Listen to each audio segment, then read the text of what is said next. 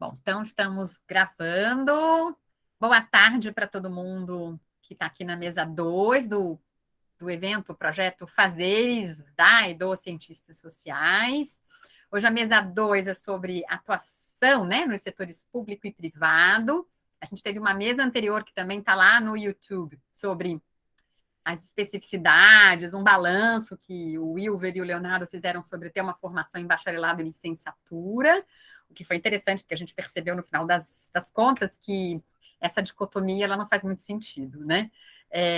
Faz em alguns momentos e em outros, mas no frigir dos ovos não interfere muito na atuação profissional deles. A única questão mais pungente é que quem não tem licenciatura não consegue dar aula no ensino fundamental, né? E hoje, com a mesa 2, a gente recebe a Heloísa, o Lucas e a Eveline. Já vou apresentar vocês, mas a mesa 3 vai ser no dia 11 de maio. Já deixo o convite para quem está aqui para acompanhar também a mesa 3, que é sobre educação, arte e cultura, que a gente vai receber egressos lá do nosso curso de Ciências Sociais da Unifesp, que estão atuando na área da educação e na área cultural, né? No cinema, no teatro. Então, é uma outra área interessante também para pensar. E hoje, super agradeço a presença da Heloísa, do Lucas e da Eveline, que vieram discutir, a compartilhar a experiência deles nesses três... não são três setores? Mas três campos de atuação, né? A gente vai começar com a Eveline, que é formada lá em Ciências Sociais, fez o mestrado com a gente em Ciências Sociais também, e que também atuava como professora de alemão, né? Pelo que eu pude entender. E desde 2019 ela integra a equipe do Expat Migration Program Brasil, da DECRA, que é uma empresa privada, né? Que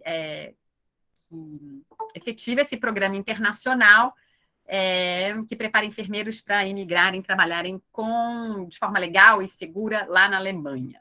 Em seguida, a gente conversa com a Heloísa Freitas Magalhães, que também se formou lá nas Ciências Sociais na Unifesp em 2020, recentemente, está fazendo uma segunda graduação em Direito lá na Universidade Municipal de São Caetano e trabalha no Instituto Terra, Trabalho e Cidadania, né, num projeto com mulheres migrantes, né, no projeto de mulheres migrantes. Vai ser muito interessante também ouvir a sua experiência. E fechando a roda dos convidados, a fala dos convidados, a gente tem o Lucas Vilela, da primeira turma de Ciências Sociais do nosso campus, entrou em 2007 e atua no Serviço Público Federal desde 2014 numa carreira chamada Analista Técnico de Políticas Sociais. Depois eu queria muito ouvir você sobre isso. E especificamente no Ministério da Saúde em Brasília, fala diretamente lá de Brasília. Vai ser muito bom te ouvir falar dessa experiência também. Que mais? Bom, a gente está gravando e também vai ter essa mesa no YouTube depois. E, Rogério, quer falar mais uma coisinha, dar uma palavrinha? Não, me apresento também, né? Eu sou Rogério Schlegel, eu estou organizando os fazeres do cientista social junto com a Andréa Barbosa. E mais do que então, eu entrei no ar para dar um recado que, para quem quer certificado, é fundamental preencher um formulário de presença, que a gente ainda não está circulando, a gente vai circular já já. Como vocês estão vendo, eu estou dentro de um carro, estou em trânsito, já já eu vou chegar no meu computador em casa e vou colocar o link para vocês registrarem presença e aí ganharem certificado. É isso. Também aproveito para dar as boas-vindas, né, para a Ive, Lucas e Heloísa, agradecer a disponibilidade. Estou curioso para ouvir a trajetória deles. Obrigado. Beleza. E a dinâmica, para quem não participou ainda das mesas, a gente tem a fala dos nossos convidados, depois a gente abre para vocês perguntarem, interagirem com eles, né? De fato, fazer uma dinâmica meio próxima da roda de conversa. Então, vocês sintam-se à vontade de perguntar, ou pelo chat, ou abrir o microfone, a câmera, fiquem à vontade, depois da fala dos nossos convidados e convidadas. Vamos? Ive, com você, a palavra. Boa noite a todos, todas, todes. Como a Andréia falou, né, eu me formei em Ciências Sociais na Universidade Federal de São Paulo, assim como vocês, graduandos aí. E eu sou da turma de 2009, né? Então, fiz o bacharelado e a licenciatura por essa universidade. E aí, né, eu resolvi fazer um mestrado também, né? Eu terminei em 2015, porque a gente também teve 2 longas greves nesse período, bem importante. E aí, em 2017, então, eu fui aprovada no processo seletivo para o mestrado, e na época a gente tinha uma área, né? Acho que mudou o nome, Andréia, Arte, Cultura e Teoria Social, né? Que era chamada essa área. E eu fiz o meu, né? A minha dissertação de mestrado na área de Sociologia, Gênero e Cinema, com o professor Dr. Mauro Rovai. Estudei especificamente as masculinidades no cinema alemão, desde o cinema da República de Weimar, né, que era a Alemanha ali antes da Segunda Guerra Mundial. E então, né, como vocês podem pensar, já tinha um link ali com estudos de gênero, e com a própria Alemanha. Né? Desde 2009, eu também sou professora de alemão, né, com ênfase em ensino e aprendizagem de línguas estrangeiras. Também realizei traduções, revisões desse idioma. Eu tive a oportunidade, quando era mais nova, de fazer um intercâmbio, porque eu tenho um tio que mora lá, ele é enfermeiro, né? É importante ressaltar, porque vocês vão depois saber de toda a história. Ele é enfermeiro na Alemanha e né, me ajudou, então tive esse privilégio de poder fazer um intercâmbio na época da escola lá na Alemanha, né? E além disso, isso foi de 2002 a 2003, na minha adolescência, e mais tarde, em 2010, eu fui contemplada com uma bolsa pelo Instituto, Deutsche Institut für Ausländer, né, Instituto para Imigrantes, lá de Hamburgo, na Alemanha, e consegui fazer a minha certificação, né, do idioma em 2010. Né? Então, consegui a certificação em nível C1, né, que é um nível avançado, no idioma alemão, na cidade de Hamburgo, na Alemanha. No norte da Alemanha. Né? Mais para frente, né, no intuito de aprofundar a minha experiência na educação informal, também atuei, né, a próxima mesa vocês vão ver isso, claro, com os demais formados em ciências sociais, né, com mais afinco, mas eu também atuei como arte educadora bilíngue, né, no Museu da Imagem e do Som e também na Fundação Bienal de São Paulo. Então, eu participei do começo ao fim da 29ª Bienal e, depois disso, eu fui contratada pelo Museu da Imagem e do Som. Aí eu pude acompanhar, viabilizar 2 projetos ali, do começo ao fim. E após essa experiência, de julho de 2014 a fevereiro de 2019, eu trabalhei como assistente administrativo bilíngue, aí que começa a minha trajetória, né, já mais nesse lugar de gestão de projetos, de assistente administrativo, né? Além disso, também lá eu fazia pequenas traduções e trabalhei no arquivo de filmes lá do Instituto Goethe, né? E isso foi muito interessante, porque daí eu consegui fazer a ponte do idioma alemão para o cinema, onde eu pude trabalhar isso com o professor Mauro Rovai, né, em relação à minha pesquisa com filmes, né, e o idioma alemão. Nesse instituto, quando eu trabalhei lá no Goethe, eu consegui realizar, né, por conta, porque a gente tinha bolsa como funcionário, cursos de tradução do alemão, e lá também eu me tornei membro da Associação Paulista de Professores de Alemão. Também no ano de 2019, eu cursei o curso de aprimoramento para professores de língua alemã no Colégio Benjamin Constant, na Vila Mariana, que é um colégio alemão.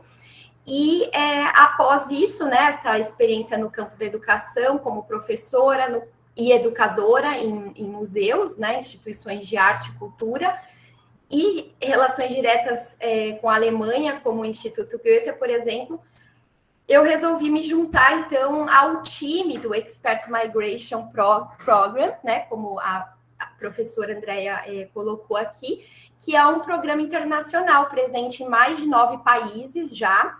Ele é dessa empresa chamada DECRA, eu vou falar um pouquinho melhor. Esse programa já tem, então, em 9 países, a maioria ali no leste europeu, tá? E agora, recentemente, aqui na América Latina, que prepara enfermeiros, né, para imigrarem e trabalhar na Alemanha de forma legal e segura, como ela colocou.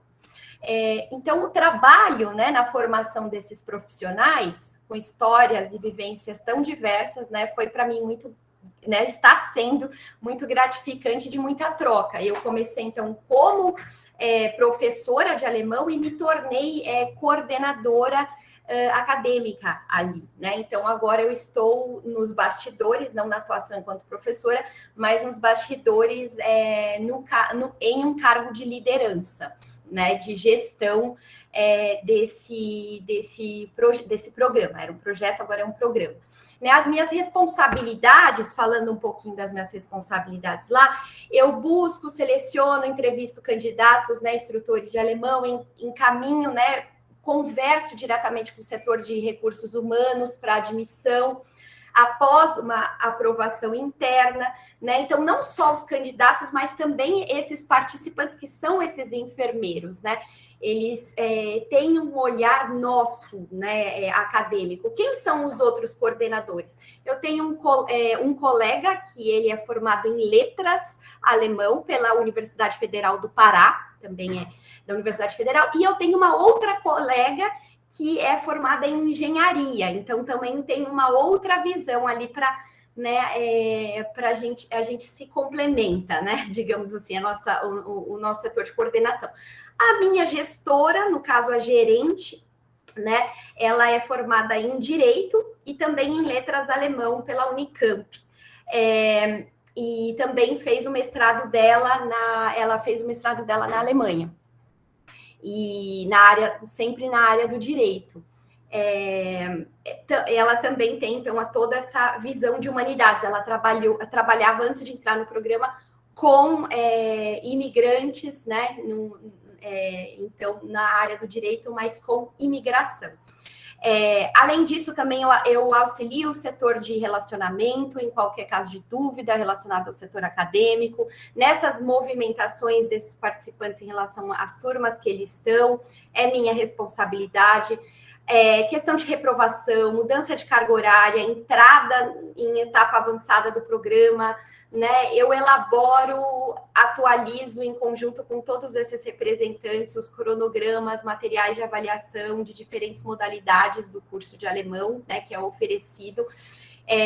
Implemento, né, então, a proposta pedagógica, claro que dentro das nossas limitações, né, institucionais existentes.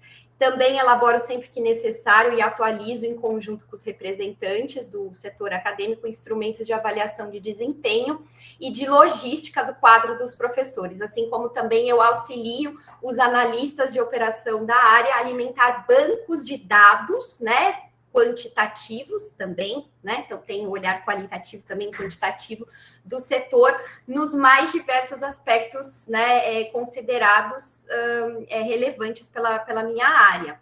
E, né, por fim, acompanho o desenvolvimento das atividades de ensino da língua, seja por meio de ingresso na sala, reuniões regulares em grupo com os professores, né, ou individuais, né, conforme a disponibilidade, claro, da carga horária do instrutor, e também supervisiono, né, o cumprimento dos planos de aula, orientando sobre esses processos de finalização, início de cada módulo, assim como também ofereço abertura para o desenvolvimento conjunto, né, de estratégias, ações de aprimoramento do ensino da língua alemã que o programa oferece. Já vou chegar um pouco no olhar que, né, as ciências sociais me trouxe, mas também gostaria de falar um pouquinho, né, do que é essa empresa. Essa empresa, a DECRA, ela é uma multinacional alemã, né, de serviços especializados. Ela atua no ramo de segurança e treinamentos há 95 anos. Então, ela já vai fazer 96, inclusive, né, perto dos 100 anos, ela já tem, a presença dela já né, existe em 60 países, ela conta já com, se eu não me engano, 45 mil colaboradores, né, dedicados a garantir segurança e qualidade. Então, uma empresa de vistorias, né, de automotivos, trabalha com essa segurança, aí você pensa, nossa, como é que chegaram, né, nessa coisa de enfermeiro? Eles também, então, são responsáveis por treinamento, né? Então, é um setor de qualidade, né, que também proporciona treinamentos. Então, na Alemanha, existe, dentro da empresa, a Decra Academy, que ela é especializada mesmo em treinamentos de pessoas, né? E, através disso, eles perceberam que existia uma demanda na Alemanha de mais de 30 mil pessoas da área da saúde, né? Então, a população está envelhecendo naquele país, né? Você tem ali um contingente de pessoas idosas e poucos profissionais para cuidar, para acolher aquelas pessoas. Então, essa empresa vem realizar esse processo de recrutamento, seleção, qualificação, né, de enfermeiros em diversos países para trabalhar em hospitais, clínicas, né, e lares para idosos na Alemanha. Então, o programa, esse Expert Migration, ele é patrocinado pela Decra, ele consiste, então, em qualificação, capacitação desse participante para o exercício da função dele enquanto enfermeiro na Alemanha, em hospitais, clínicas e também lares para idosos, entre outros, né? Ele chega ao país, esse enfermeiro brasileiro, ele tem que, né, ter o COREM, o registro dele certinho, bacharelado em enfermagem, ele chega exercendo a profissão dele como enfermeiro, né, de uma forma legal e segura, mas ele precisa estar preparado para se comunicar plenamente na língua alemã. Significa que ele precisa ter atingido o nível B2, né, o intermediário avançado nesse idioma, né, para trabalhar lá na Alemanha. Ele recebe todo o suporte necessário para atuar nessa área de enfermagem com diploma validado dele na Alemanha. Na Alemanha, o curso de enfermagem, ele é um curso profissionalizante. Então, eles chegam com o currículo brasileiro, eles são muito bem recebidos na Alemanha, porque aqui no Brasil a gente tem uma graduação em enfermagem. Então, eles têm ali um currículo até maior do que um currículo, por exemplo, de um profissional alemão, né? Então, o nosso enfermeiro ele é muito bem recebido e requisitado naquele país. Né? Então, só um pouquinho dos números, né? A gente já tem 2.500 pessoas trabalhando na Alemanha de maneira legal e segura, e aqui no Brasil a gente tem 600 pessoas em formação nesse momento que vão, né, que vão imigrar. Tá?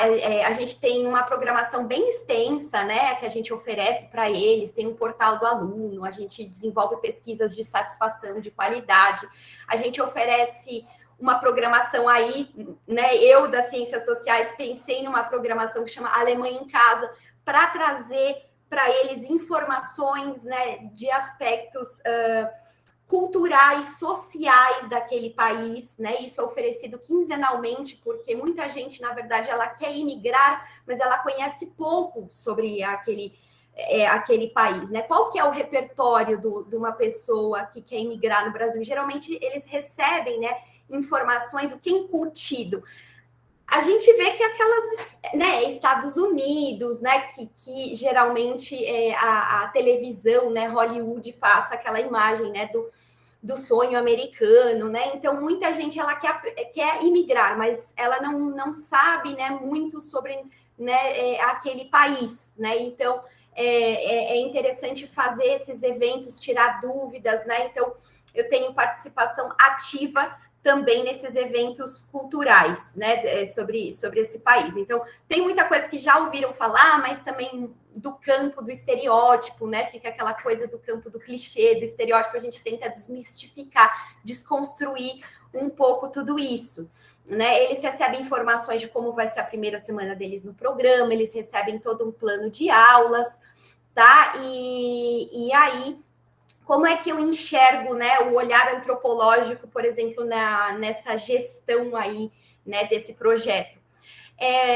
eu creio que mapear demandas, né, que existem na empresa, né, que a empresa não consegue ver, que a gente diz que são os não ditos, né, os não visíveis. Assim como também fazer uma investigação no trabalho de campo, né, com outras culturas.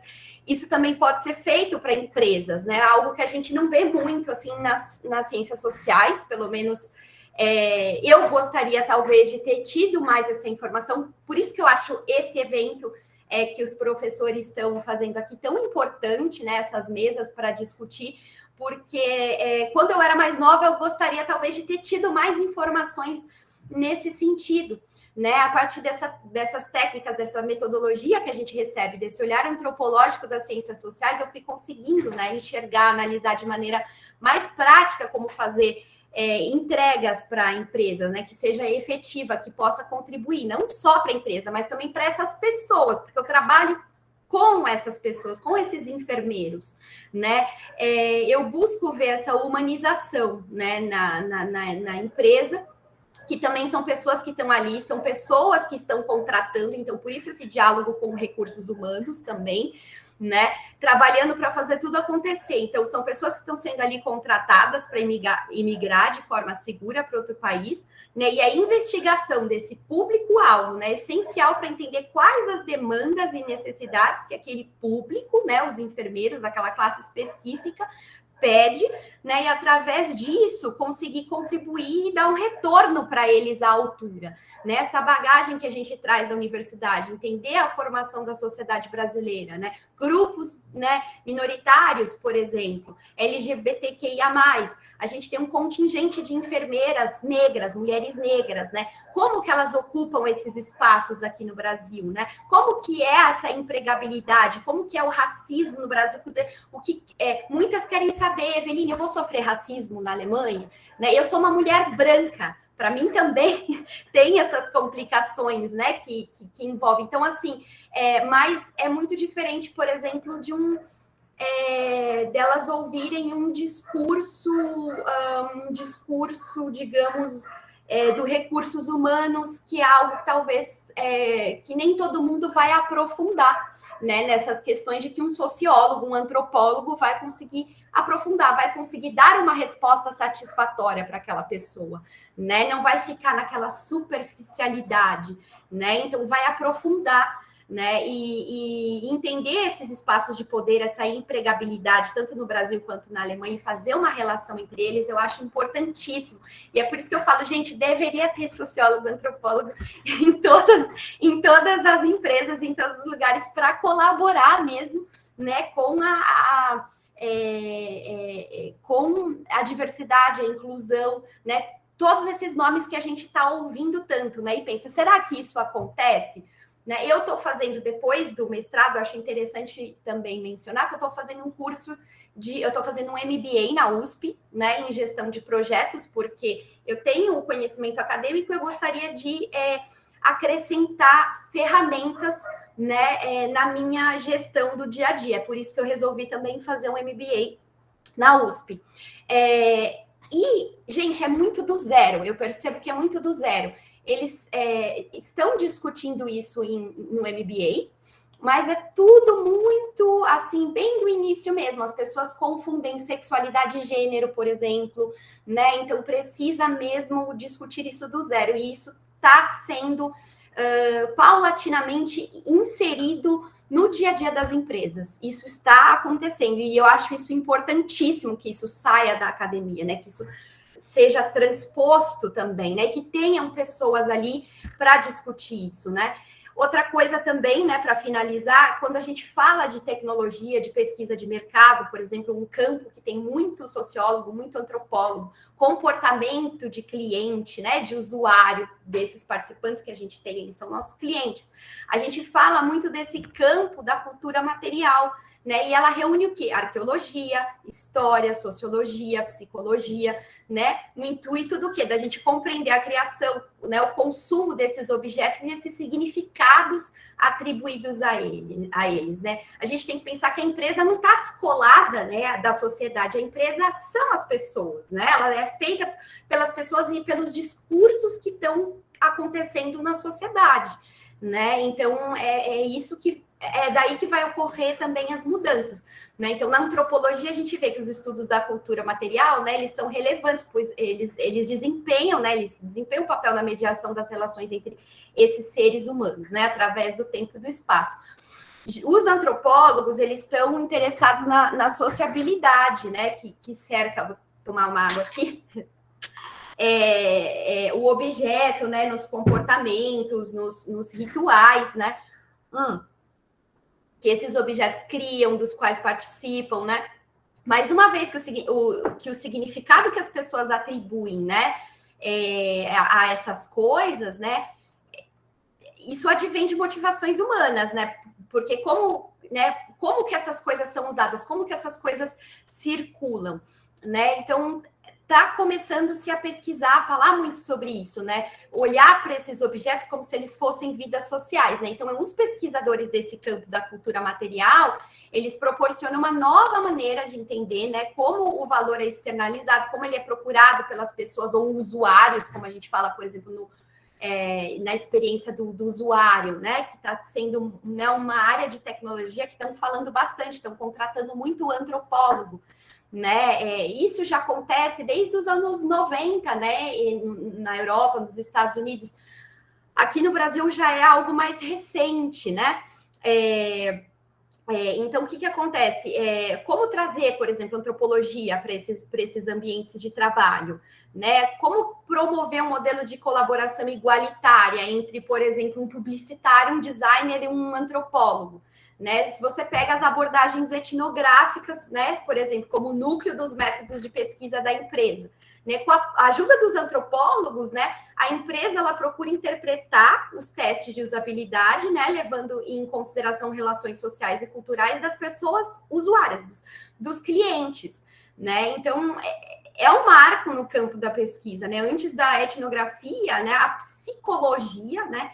A gente tem muita gente formada em psicologia nas empresas, porque a psicologia cognitiva, ela era um modelo de pesquisa em ciências sociais, né? Era o preferido do mercado. Hoje a gente já vê, não, a gente não tem só psicólogo, a gente tem antropólogo, a gente tem sociólogo, né? Mas tinha um problema quando só tinha os psicólogos, né? O modelo da psicologia explicativa, né? Era só o que a pessoa estava pensando, né? Eles não conseguiam considerar os contextos institucionais e culturais mais amplos onde a pessoa estava inserida, né? É aí que o antropólogo, por exemplo, entra em cena, né? Porque isso, é isso. Eu tenho aqui uma ferramenta, eu vou interpretar um dado, né? Eu tenho aqui machine learning, eu tenho data science, eu tenho aqui minhas ferramentas, eu vou interpretar um dado. Gente, é só isso? Não, você tem que saber onde que está inserido, né? De que lugar você está falando, né? Qual é o lugar de fala. Então, tudo isso que compete a nós, né? Cientistas sociais, né? Quais as dicas, assim, que eu posso trazer com um pouco dessa fala, né? Talvez, assim, que eu percebi se abrir as oportunidades, né? As vagas, elas não são para sociólogos no geral. Foi o que eu falei, você vê muita vaga lá para psicólogo, por exemplo. Mas muitos funcionários acabam ocupando vagas destinadas às mais diversas carreiras. A gente tem, assim, talvez a gente fique pensando que vai procurar a vaga e vai estar escrito sociólogo, vai estar escrito antropólogo, vai estar escrito cientista social. Só que não. Do mesmo jeito, engenheiro, eles se candidatam para várias vagas, o pessoal do direito, e eles, né, são chamados para processos seletivos, e aí que a pessoa que te entrevistar vai perguntar: mas você é das ciências sociais, né? Me fala um pouco dessa sua experiência. Aí você vai, né? Aí você entra em cena, né? Mas assim, né? Não, acho que a gente não tem que pensar que é isso, que o título da vaga que vai resumir tudo, porque não, né? Depois, uma outra dica, se inscrevam no LinkedIn, né? Muito importante, quem tem esse interesse também de aplicar para o mercado, né? Participem de grupos de cientistas sociais formados nas redes sociais. Tem um muito bom no Telegram, que chama Antropólogos em Ação. Ele é o Antena, Antropólogos em Ação, né? Aprendam ferramentas específicas, então, pesquisem sobre né, se vocês gostam da área de tecnologia, por exemplo, tem machine learning, inteligência artificial, big data para tratar com dados quant, né? Sempre, claro, você vai fazer uma comparação de quant com quali, porque você é cientista social, né? Você não vai interpretar aquilo puramente quant, né? Idiomas ajuda bastante, né? Excel, eu descobri que para muita coisa precisava de Excel. Ferramentas de análise quantitativas, né? Como eu falei, se quer trabalhar com dados. E, gente, por fim, acreditar no potencial que a gente tem de contribuir, né, para a sociedade com o nosso conhecimento, a nossa visão, contribuir de uma maneira prática, né? Algo que eu queria ter ouvido também quando era mais nova, fazer uma relação prática com o que a gente aprende. A formação que eu tive uma formação muito mais específica para academia. Mas a gente tem, sim, habilidades, tanto soft skills, como o mercado chama, quanto hard skills, que é das ferramentas, soft skills da nossa personalidade, do nosso caráter, né? Para o mercado de trabalho. Usar isso ao nosso favor, no meio corporativo das empresas, pode fazer uma relação, né, com algo muito prático, entregável, palpável, né? É algo que a gente precisa desenvolver mais, porque todo cientista social tem, e eu vejo que a gente está muito acima de vários profissionais, inclusive, né? Então, assim, e outra dica também é ajudar a construir coisas que, porventura, ainda não estejam, né, construídas, né? Então, como a nossa visão como cientista social, ela pode ser lapidada a ponto de outras pessoas, organizações, elas poderem receber isso, né? Não de maneira acadêmica, às vezes a gente vai muito com a ideia de que vai ser, né, como a gente faz a pesquisa acadêmica, né? Mas abrir o olhar e tentar fazer esse exercício, né, pode, então, ampliar muito os nossos horizontes, né? Por fim, que eu acho que é um pensamento também muito de antropólogo, né, sociólogo, antropólogo, é acreditar na interdisciplinaridade da vida e das coisas, né? Sempre levando em consideração, né, que a experiência é individual, ela é subjetiva e ela é contextual, né? Levando essa experiência que a gente tem disso, né, da academia, onde a gente aprende a trabalhar, né, onde a gente aprende que trabalhar só com suposições pode levar a erros nas nossas pesquisas acadêmicas, e assim também é no mercado, né? Então, assim, a gente também não trabalha com suposições ali, né? Então, não é uma indução, né? Não é. Então, assim, eu creio que tudo isso agregou muito e agrega todos os dias, né, no meu dia a dia enquanto coordenadora lá na Expert Migration. Acho que era isso. Obrigada, Ive. Super bacana a sua fala. Porque eu acho que o lugar mais difícil de enxergar a atuação do cientista social, eu acho que é no mercado das empresas privadas, porque as pessoas têm dificuldade de ver isso. Não tem uma vaga para sociólogo, uma vaga para antropólogo, né? Mas a gente tem que se candidatar. Se é um local que nos interessa, que a gente acha que a gente pode agregar com os nossos interesses, porque o nosso TCC, porque a nossa pesquisa, sei lá por que motivos, a gente tem essas competências em que a gente pode agregar em diversos locais, né? Eu vivo dizendo que a gente tem as ciências sociais é uma formação plástica, né? E uma coisa eu acho que você disse que é bem bacana, a gente pode atuar como mediadores, né? Porque a gente tem noção de contextos, né? Mais ampliados, a gente não tem aquele conhecimento tão específicozinho, né? Não é um engenheiro mecatrônico da parafuseta da ribimboca, né? Então, essa qualidade contextual e ampliada do conhecimento nos ajuda também, né, a ter uma atuação mais ampla no mercado. Super obrigada. Aí, depois, fiquem à vontade para perguntar o que vocês quiserem para a Ive, depois que a gente ouvir a Heloísa e o Lucas. Heloísa, então, fique à vontade, é com você. Boa noite, vocês todos conseguem me ouvir bem? Tudo certo com áudio? Bom, eu sou Heloísa, e primeiramente eu queria dizer que é uma honra estar aqui nessa mesa, é praticamente assim a realização de um sonho, porque quando eu ingressei na Unifesp lá em 2015, eu nunca imaginei que eu participaria de um evento como esse, porque a gente entra assim numa situação meio... A gente não vê um fim, né? Quando a gente começa a estudar, é muita coisa, são muitas matérias, muitos conteúdos, e aí a gente não vê o fim da graduação. E aqui eu vejo como fechar a graduação assim com chave de ouro, podendo falar da minha carreira, da minha experiência com outras pessoas que estão começando o curso agora. Assim, então, eu estou muito feliz de estar aqui junto de vocês. Bom, eu ingressei no curso de Ciências Sociais em 2015, como a Ivy falou, foi no ano de luta. Assim que nós ingressamos na turma de 2015, rapidamente eclodiu uma greve estudantil, reivindicando diversas questões da qualidade do campus, de transporte, do bandejão, enfim. Universidade pública é a universidade de luta. Então, nós iniciamos o curso.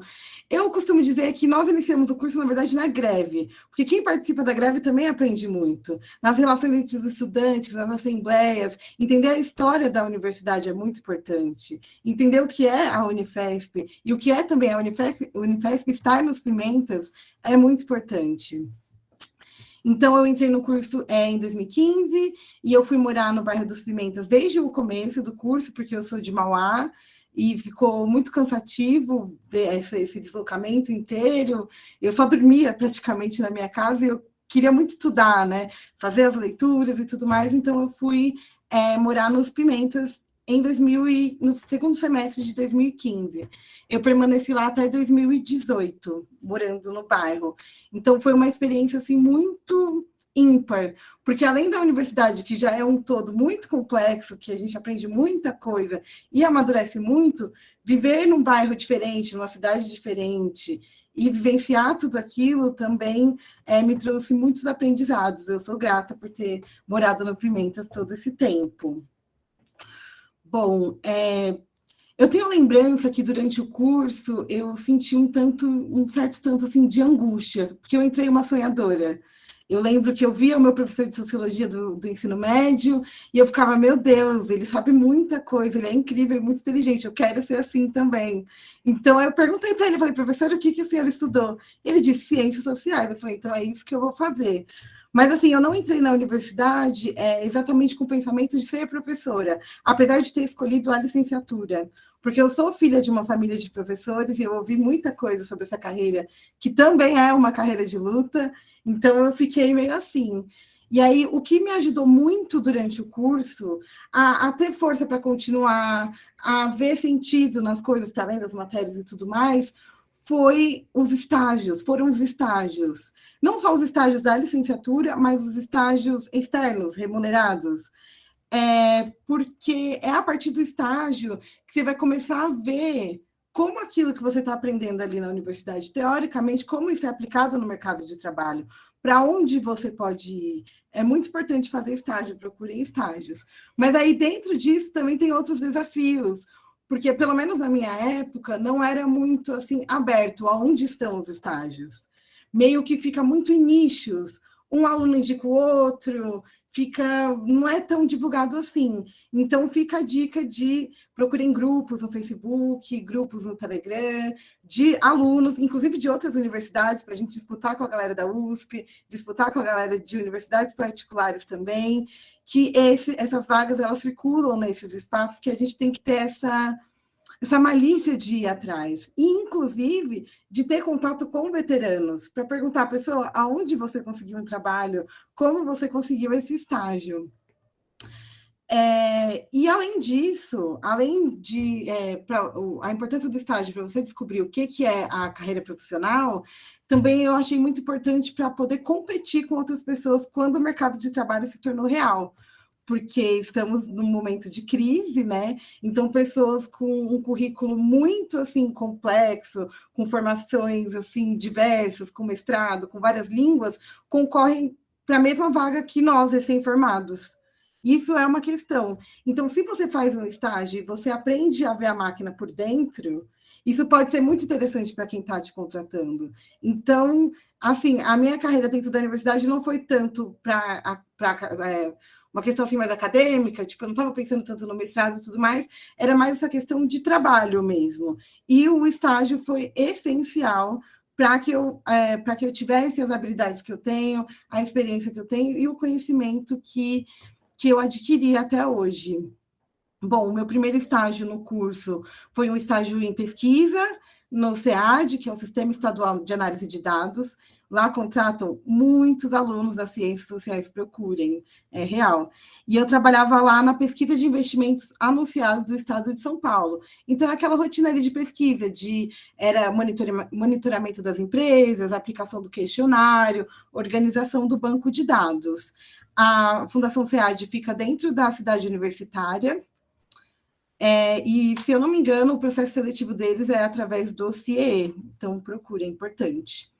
E aí eu fiquei nesse estágio cerca de 1 ano, e depois disso eu entrei num outro estágio no Observatório de Vigilância Socioassistencial da Sé, que é um observatório da SMADES. A SMADES é a Secretaria Municipal de Assistência e Desenvolvimento Social. E aí, o que nós fazíamos dentro do observatório era a construção de estudos dos territórios ali do centro do território da Sé, para justificar a abertura de novos serviços, novos equipamentos de assistência social. Então, quem que é aquela população que está ali? Quais são os serviços que já existem? Qual que é a demanda daquele local? Para justificar a abertura desses serviços. E, além disso, nós também monitorávamos alguns equipamentos. Especificamente, eu trabalhava mais com os serviços de alta complexidade. São serviços para pessoas que já perderam vínculo com a família e estão em situação de rua, como centros de acolhida, repúblicas, centros de convivência. E aí, essa experiência foi muito importante, que eu pude ver por dentro como funciona a SMADES e como funciona esses serviços. E aí, nesse meio tempo, que eu também comecei os estudos migratórios com o professor Lindomar Albuquerque, no Liminar, que é o Laboratório de Investigação, Imigração, Nação e Região de Fronteira. E aí, nesse meio, entre estudar e fazer estágio na prefeitura, meu contrato estava acabando, eu vi uma vaga que me deixou com os olhos assim brilhando. Eu falei, meu Deus, é agora. Que foi a vaga de estágio no Projeto Estrangeiras, do Instituto Terra, Trabalho e Cidadania. E ali, várias questões me atravessaram, porque eram vagas de estágio para alunas. É um projeto de mulheres e para mulheres. Então, nós só contratamos mulheres mesmo. Eram para profissionais, para estudantes do direito, das relações internacionais ou das ciências sociais. Então, ali eu senti uma certa insegurança de pensar, meu Deus, mas é um projeto que trabalha com mulheres migrantes em cumprimento de pena, é muito específico. As pessoas das relações internacionais e do direito, que são ciências sociais aplicadas, talvez elas tenham um conhecimento maior que eu, mais importante, não sei, mais técnico, mais específico, mas muito pelo contrário, como a Ivy bem disse, nós temos esse olhar complexo, esse olhar qualificado, que traz um diferencial muito grande quando a gente vai aplicar para esse tipo de vaga.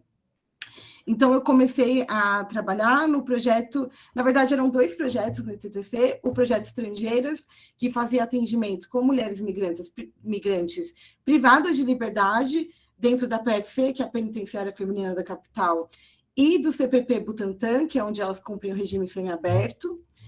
E o outro projeto era o projeto Migrantes Egressas, que foi para onde eu fui especificamente contratada.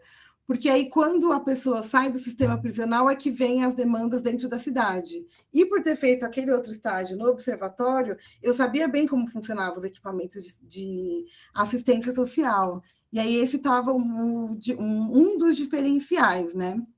Aí eu coloquei aqui, por que contratar cientistas sociais dentro desses projetos? Então, é isso, é esse olhar qualificado e complexo para as mulheres atendidas, porque nós viemos de uma experiência de estudos culturais, de estudos sobre a alteridade, todos os estudos de sociologia, de política. Então, quando a gente olha uma pessoa, a gente vê muito mais do que só aquela pessoa ali na sua frente. Você imagina a trajetória dela, você consegue antecipar coisas, você sabe o que perguntar e como perguntar. Muitas vezes o atendimento acaba sendo uma certa forma assim, de uma entrevista, ou pode ser também uma observação participante. Então, você cria, dentro do curso das ciências sociais, você cria esse feeling de como falar com essa pessoa. Tá, essa é uma mulher migrante, sei lá, da África do Sul. A gente já faz uma ideia das questões que ela pode trazer. Claro que a gente não vai ficar também só imaginando. Isso é importante para criar um vínculo de confiança com essas pessoas, que ela vai ver, ela não está me vendo como uma estranha, como uma pessoa totalmente estranha. Não é, porque a gente faz uma certa ideia do que essas pessoas passam, né? Quais são os atravessamentos, quais são as interseccionalidades na vida dessa pessoa. É uma mulher migrante, é uma mulher migrante negra, é uma mulher migrante negra LGBTI, é uma mulher migrante negra LGBT e egressa. Então, tem uma complexidade que a gente consegue dar conta. Às vezes até mais do que as ciências sociais aplicadas, que eu estava me sentindo insegura antes. É bem irônico isso. Então, a gente tem que construir a nossa autoestima e saber que a gente pode, sim, aplicar para essas vagas. E outra coisa importante também foi um aprendizado sobre ser neutro. Não totalmente neutro, porque isso não existe, mas de não julgar as pessoas. A pessoa que está ali na minha frente, que eu estou atendendo, eu não vou julgar o que ela fez. Entende? E aí, além dessas profissionais que fazem o atendimento, também o ITTC também tem um banco de dados, cuja técnica responsável é uma cientista social. Então, mais um lugar onde podemos trabalhar e faz toda a diferença. A produção do conhecimento, lidar com os dados, a pesquisa quant, a pesquisa quali. Bom, vou falar um pouco agora especificamente sobre o que é o projeto e o que nós fazemos lá dentro. O projeto Mulheres Migrantes acumula uma experiência de 25 anos no atendimento direto e acompanhamento de mulheres migrantes em conflito com a lei em São Paulo. E aí o termo migrantes em conflito com a lei, ele se refere a pessoas migrantes que ainda se encontram privadas de liberdade ou aquelas que tenham antecedentes penais e que respondam processo criminal em liberdade provisória ou em outras formas de cumprimento de pena, como regime aberto, regime semiaberto, prisão domiciliar, livramento condicional. E dentro do ITTC, a gente ainda considera migrantes em conflito com a lei as pessoas que já terminaram de responder o processo criminal. Porque quando migrantes são condenados no Brasil por crimes hediondos, elas sofrem um processo de expulsão. Então, depois de terminar o processo criminal, ainda tem esse processo de expulsão. E nem todo mundo quer ir embora. E, inclusive, nem todo mundo precisa ir embora. Então, a gente ainda atua com essas mulheres, mesmo depois que elas terminam o cumprimento de pena no Brasil. Atualmente, a nossa equipe é composta de 4 profissionais das ciências sociais, direito e relações internacionais, e nós prestamos assistência e orientação jurídica, principalmente nas temáticas de regularização migratória, assistência social, moradia e saúde, além de atuar na produção de conhecimento, incidência política e formações de rede de articulação sobre migração e encarceramento. No decorrer da trajetória do projeto, 797 migrantes egressas foram acompanhadas em mais de 7.000 atendimentos multidisciplinares, tendo também o apoio à cooperação junto a instituições que atuam na área de justiça criminal, como a gente lida muito com a Polícia Federal, com as defensorias públicas, com consulados, com embaixadas, com outras organizações da sociedade civil que também atuam com migrantes. E aí, nossos atendimentos costumavam ser, a sua maior parte, presenciais, no escritório que a gente tem na República, mas aí, desde a pandemia, nós passamos a fazer esses atendimentos de forma virtual, através de redes sociais, como WhatsApp e Facebook, e desde o final do ano passado, nós estamos retomando gradualmente os atendimentos no nosso escritório. A pandemia foi um grande desafio, tem sido um grande desafio, tanto por conta do aprofundamento da situação de vulnerabilidade das mulheres que a gente atende, como pelos desafios de prestar orientações complexas por rede social. É muito diferente você escrever um texto, você gravar um áudio, fazer uma ligação, do que explicar as coisas cara a cara com a pessoa.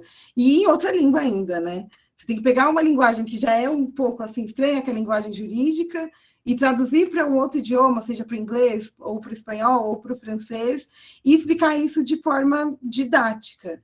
E aí é que eu acho que entra a experiência da licenciatura. E como não foi uma experiência assim, eu não sou professora, então eu não uso os aprendizados que eu tive na graduação. Muito pelo contrário, a questão da transposição didática, como explicar as coisas, isso tudo a gente aprende nas disciplinas de licenciatura. E, além disso, o projeto também tem uma frente de educação para direitos. Educação para direitos. E aí nós fazemos rodas de conversa, nós fazemos eventos com essas mulheres, e nós também produzimos guias, metodologias de atendimento, guia para que elas entendam como que é meu cumprimento de pena, quais são os meus direitos, e isso tudo, ter esse olhar da educação, ter acessado essas discussões foi muito importante, para não fazer uma explicação técnica que a pessoa não vai entender. Então, entender aquela pessoa também, de certa forma, assim, como um aluno. Como que eu vou explicar para essa pessoa? Como que eu vou fazê-la entender esses assuntos tão complexos? As principais demandas Atualmente, nós não estamos entrando nas penitenciárias. Então, nós temos contatos com as migrantes presas a partir da troca de cartas. Sim, as cartas ainda existem e elas são muito importantes. E aí, essas cartas, nós fazemos a manutenção de vínculos familiares. Então, as mulheres presas, elas mandam as cartas para o ITTC e nós mandamos para os parentes, para os familiares nos seus países de origem ou de residência, assim como os familiares também nos enviam fotos, correspondências pelas redes sociais, nós imprimimos e enviamos para a penitenciária, porque não é nada fácil elas conseguirem enviar uma carta internacional ou fazer alguma coisa desse sentido, então nós ficamos nessa mediação. E aí também existem as cartas que são para o ITTC, onde a gente tenta fazer uma orientação processual, orientação sobre acesso a direitos.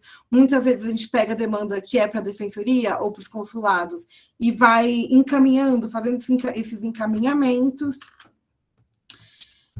A situação das migrantes em conflito com a lei, ela é muito específica e muito diferente das presas brasileiras, porque as migrantes presas, geralmente, elas não recebem visitas, não tem família no Brasil, não tem vínculo no Brasil, grande parte delas são presas por tráfico de drogas no aeroporto de Guarulhos, inclusive, então a pessoa nem adentrou o território praticamente, ou veio e ficou poucos dias, não conheceu nada do Brasil, perde a liberdade, fica, sei lá, 4 anos presa, 2, 3, 4, 5 anos presa, e aí sai.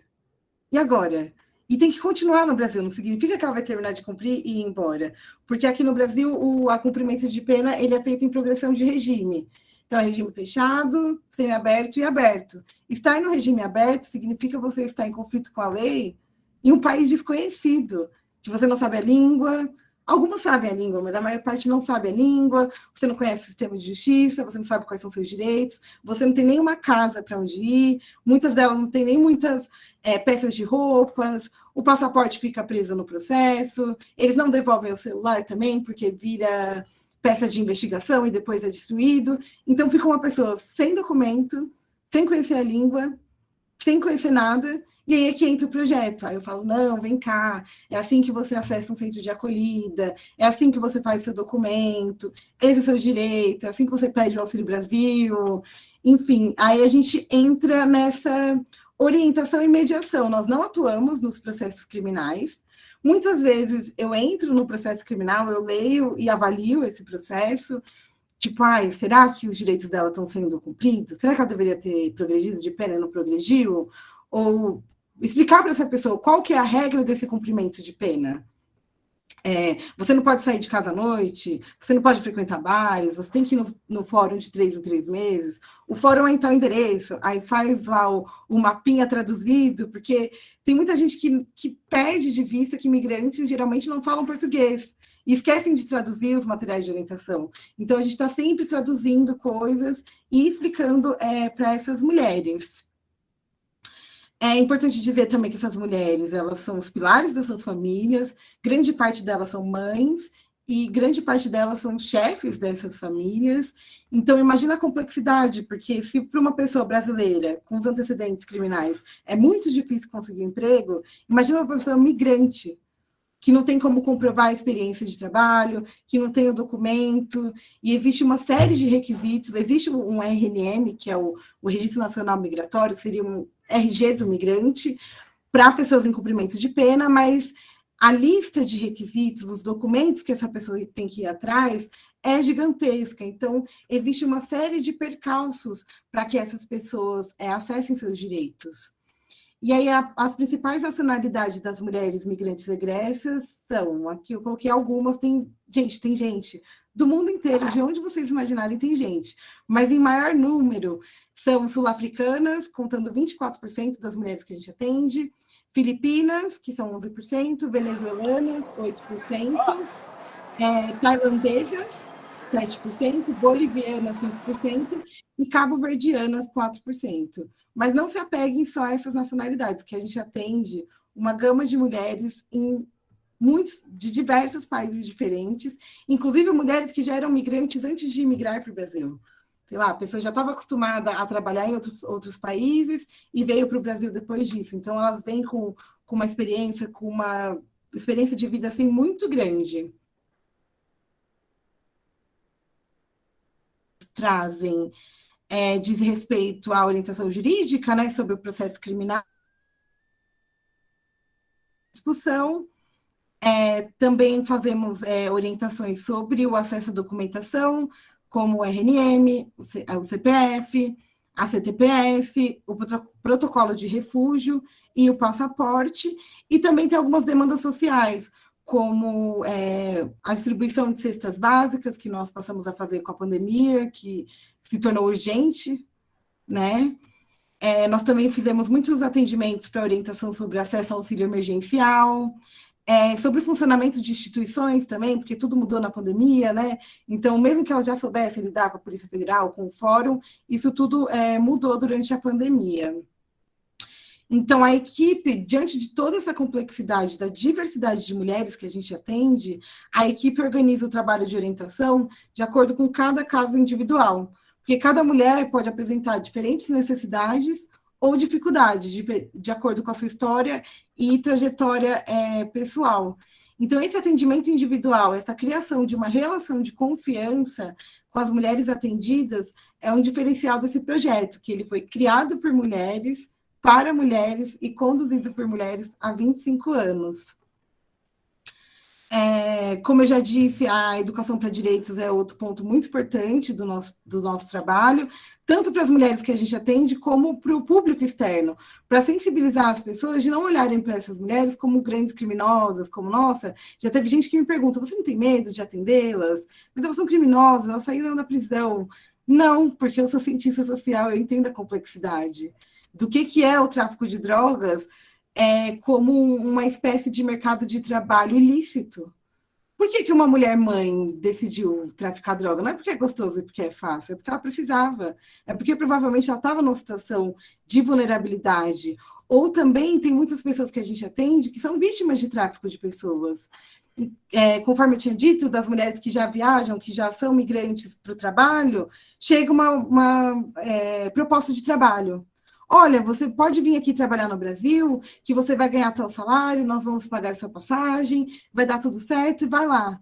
Aí chega aqui, a pessoa é mantida em cárcere privado, sofre diversas violências, diversas violações de direitos, é obrigada a levar embora uma mala que ela não pode abrir, ela não sabe o que tem lá dentro, e essa pessoa geralmente tem contato da família, sabe de tudo da sua vida, então te ameaça, e aí você vai presa.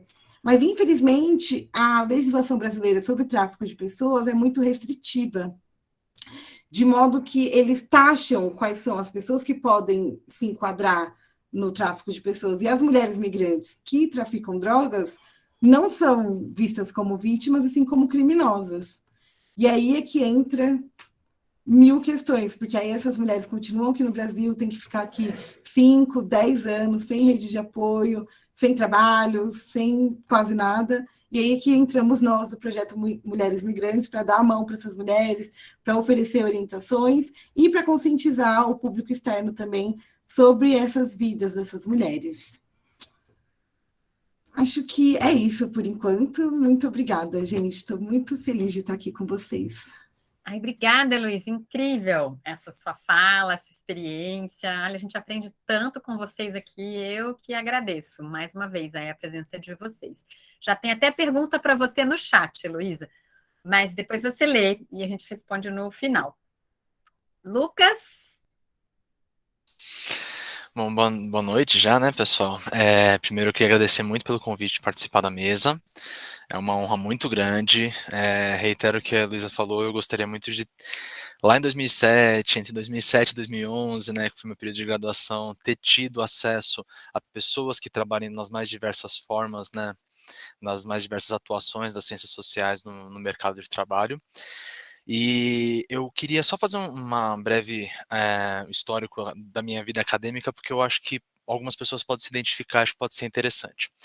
Meu ingresso foi, como eu falei, em 2007, né, da primeira turma do campus. Chegamos no campus, literalmente ainda tinha terra sendo movimentada e obra acontecendo, então foi bastante emocionante. E todo mundo com aqueles sonhos, todo mundo, né, muito empolgado para começar a vida acadêmica e com todas as esperanças na frente, né, em vista. Eu, a princípio, eu fui para ciências sociais, confesso até sem saber muito o que era, porque eu não tive sociologia no ensino médio, infelizmente, mas eu tinha a intenção de trabalhar na docência, queria dar aula. Com o tempo, né, e com o contexto social em que eu vivia, que era inserido, eu sempre fui muito colocado para trabalhar. Colocado assim, não forçadamente, obviamente, né, mas assim, a mentalidade da comunidade onde eu vivia, da minha família, dos meus amigos próximos, era aquela mentalidade de 18 anos já começa a trabalhar. E por uma necessidade também familiar, eu trabalhei a graduação inteira praticamente. Então, para mim era muito, eu tinha essa questão na minha cabeça sempre do trabalho associado ao estudo e como que eu vou conseguir depois me inserir no mercado de trabalho com essa graduação que eu tenho. Então, foi aquela graduação um pouco mais dificultosa, né, pela dificuldade de horários, do trajeto. A Heloísa comentou que é de Mauá. Eu, durante um período, eu trabalhei em Mauá, então ia de Mauá para Guarulhos todo dia, fazia aquele trajeto todo. Teve épocas que eu rodava 80 quilômetros por dia da faculdade para o trabalho, então foi bem difícil. Mas, enfim, tive muitas oportunidades, e dentre elas, logo no primeiro ano da faculdade, na época, se eu não me engano, foi o professor Marcelo Costa Ferreira. Ele ofereceu para a gente a possibilidade, para mim e mais uma outra colega, que foi a Clarissa, na época, de participar do estágio de visita na Câmara dos Deputados. Esse é um programa que eu acho muito importante falar, porque ele dá acesso a estudantes universitários do Brasil inteiro, de qualquer curso de graduação, a passar uma semana em Brasília, acompanhando os trabalhos legislativos da Câmara e participando, inclusive, de treinamentos e de acompanhando o que é o trabalho legislativo. Esse programa ainda existe, ele foi instituído, se não me engano, em 2004. Se você jogar estágio visita de curta duração no Google, ele já vai te direcionar direto para esse programa da Câmara dos Deputados. Se quiser, depois eu posso colocar o link no chat. E eu fiquei completamente encantado pela cidade de Brasília, encantado por essa coisa do poder público, de onde são desenvolvidas as políticas públicas nacionais, né? Então eu fiquei muito instigado com isso. Eu já gostava de política, né? Da política institucional, da política, acompanhava um pouco da política partidária, mesmo nunca tendo sido filiado a nenhum partido. Mas essa experiência foi realmente transformadora para mim, né? E eu fiquei muito com isso na cabeça, de um dia querer morar em Brasília, querer atuar no setor público em Brasília e poder contribuir de certa forma com as políticas públicas. E por mais que tenha sido uma semana, realmente foi um divisor de águas na minha vida e na minha graduação. Um pouco depois, em 2009, a Unifesp, ela criou, se eu não me engano, foi naquele ano que foi criado esse convênio com a Universidade do Porto, 2008, se eu não me engano. E, se eu não estou enganado, fui eu e a Thaís, uma outra colega, eu não me lembro agora o sobrenome dela, fomos os primeiros intercambistas do campus Guarulhos da Unifesp a ir para Portugal. A gente fez um semestre de intercâmbio lá na Universidade do Porto, né? O curso deles lá não é de ciências sociais, ele é de sociologia. E foi uma experiência incrível também de crescimento profissional e pessoal e acadêmico, né, principalmente. Com todas as dificuldades de morar fora, com todas as dificuldades de estar inserido numa cultura diferente e da abordagem da sociologia. Isso é uma coisa que me chamou muita atenção, e inclusive eu tive dificuldade em algumas matérias lá, porque eu estava acostumado com a abordagem que nós temos no Brasil das ciências sociais, que é uma abordagem muito acadêmica. Ele é muito voltado para pesquisa, muito voltado, né, para o ensino. E em Portugal eles têm um ensino muito voltado para o mercado de trabalho, voltado para trabalhar em empresas, trabalhar no setor público, trabalhar no terceiro setor, né, em organizações não governamentais, e inclusive assim, coisas pequenas, pequenas não, né, mas os nossos textos na Unifesp, pelo menos na nossa época, era uma carga de leitura de média 100 páginas por semana, né, era uma coisa assim muito muito pesada. E lá a carga de leitura era coisa de 5, 10, 20 páginas. E eu não conseguia extrair o que eles esperavam da gente, assim. Então foi um choque um pouco grande dessa diferença da graduação. Mas, de qualquer forma, também foi uma experiência incrível. e retornando, isso assim, nesses meios de tempo sempre trabalhando de caixa de livraria até corretor de imóveis e call center, enfim, tudo isso. Indo para a conclusão da graduação já em 2011, eu fiz o meu trabalho de conclusão de curso foi em Memória, Identidade e Nação, sobre imigração portuguesa no estado de São Paulo, orientado também pelo professor Lindomar Albuquerque. E foi um tema que me apaixonou, só que ao mesmo tempo eu não conseguia ver como que eu poderia utilizar esse conhecimento para o mercado de trabalho, para trabalhar, porque infelizmente a academia não me prendeu a ponto de eu pensar de continuar e fazer um mestrado, fazer um doutorado, porque eu sempre gostei muito de coisas práticas.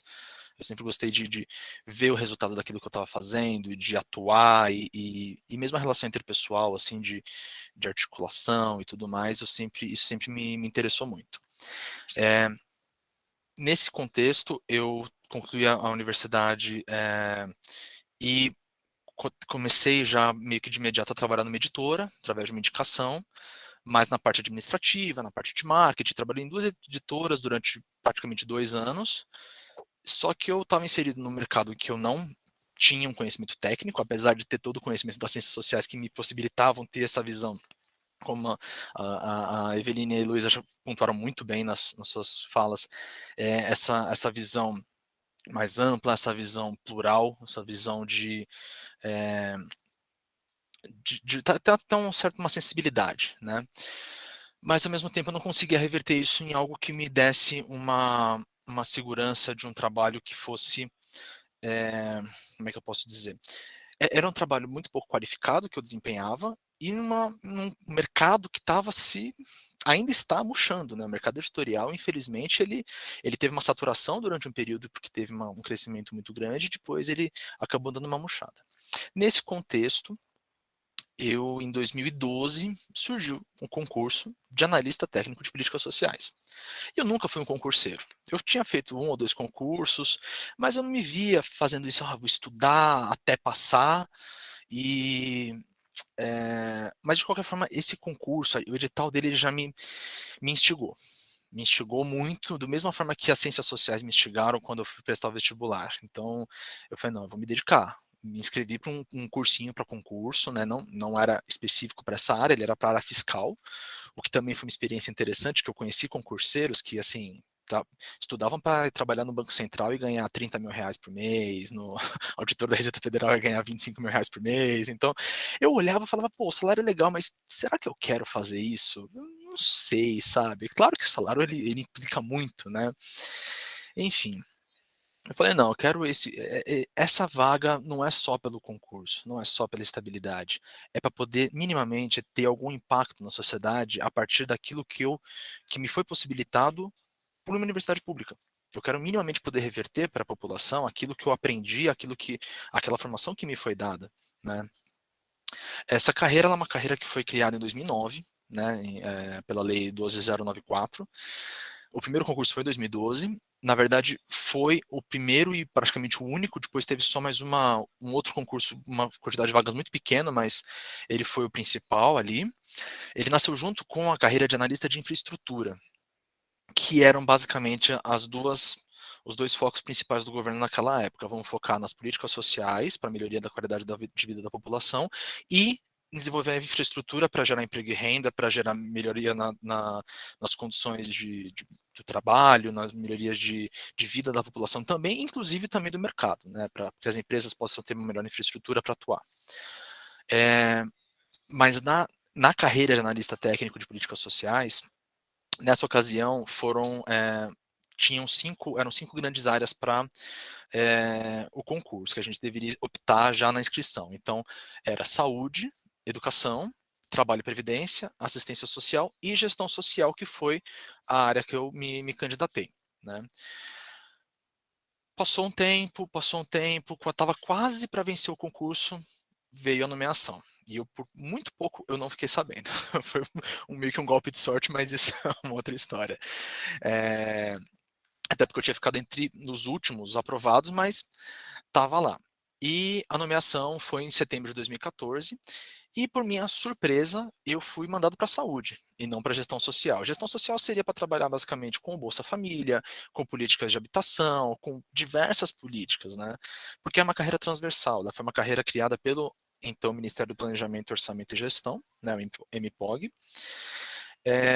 Mas como o concurso da saúde não preencheu o número mínimo de vagas, porque, infelizmente, a formação em saúde no Brasil, ela não dá uma bagagem para trabalhar na gestão, né, não dá um conhecimento de SUS, a não ser que seja uma universidade pública, mas na maioria das graduações em saúde, não existe uma área da formação que dê essa visão de administração pública de gestão.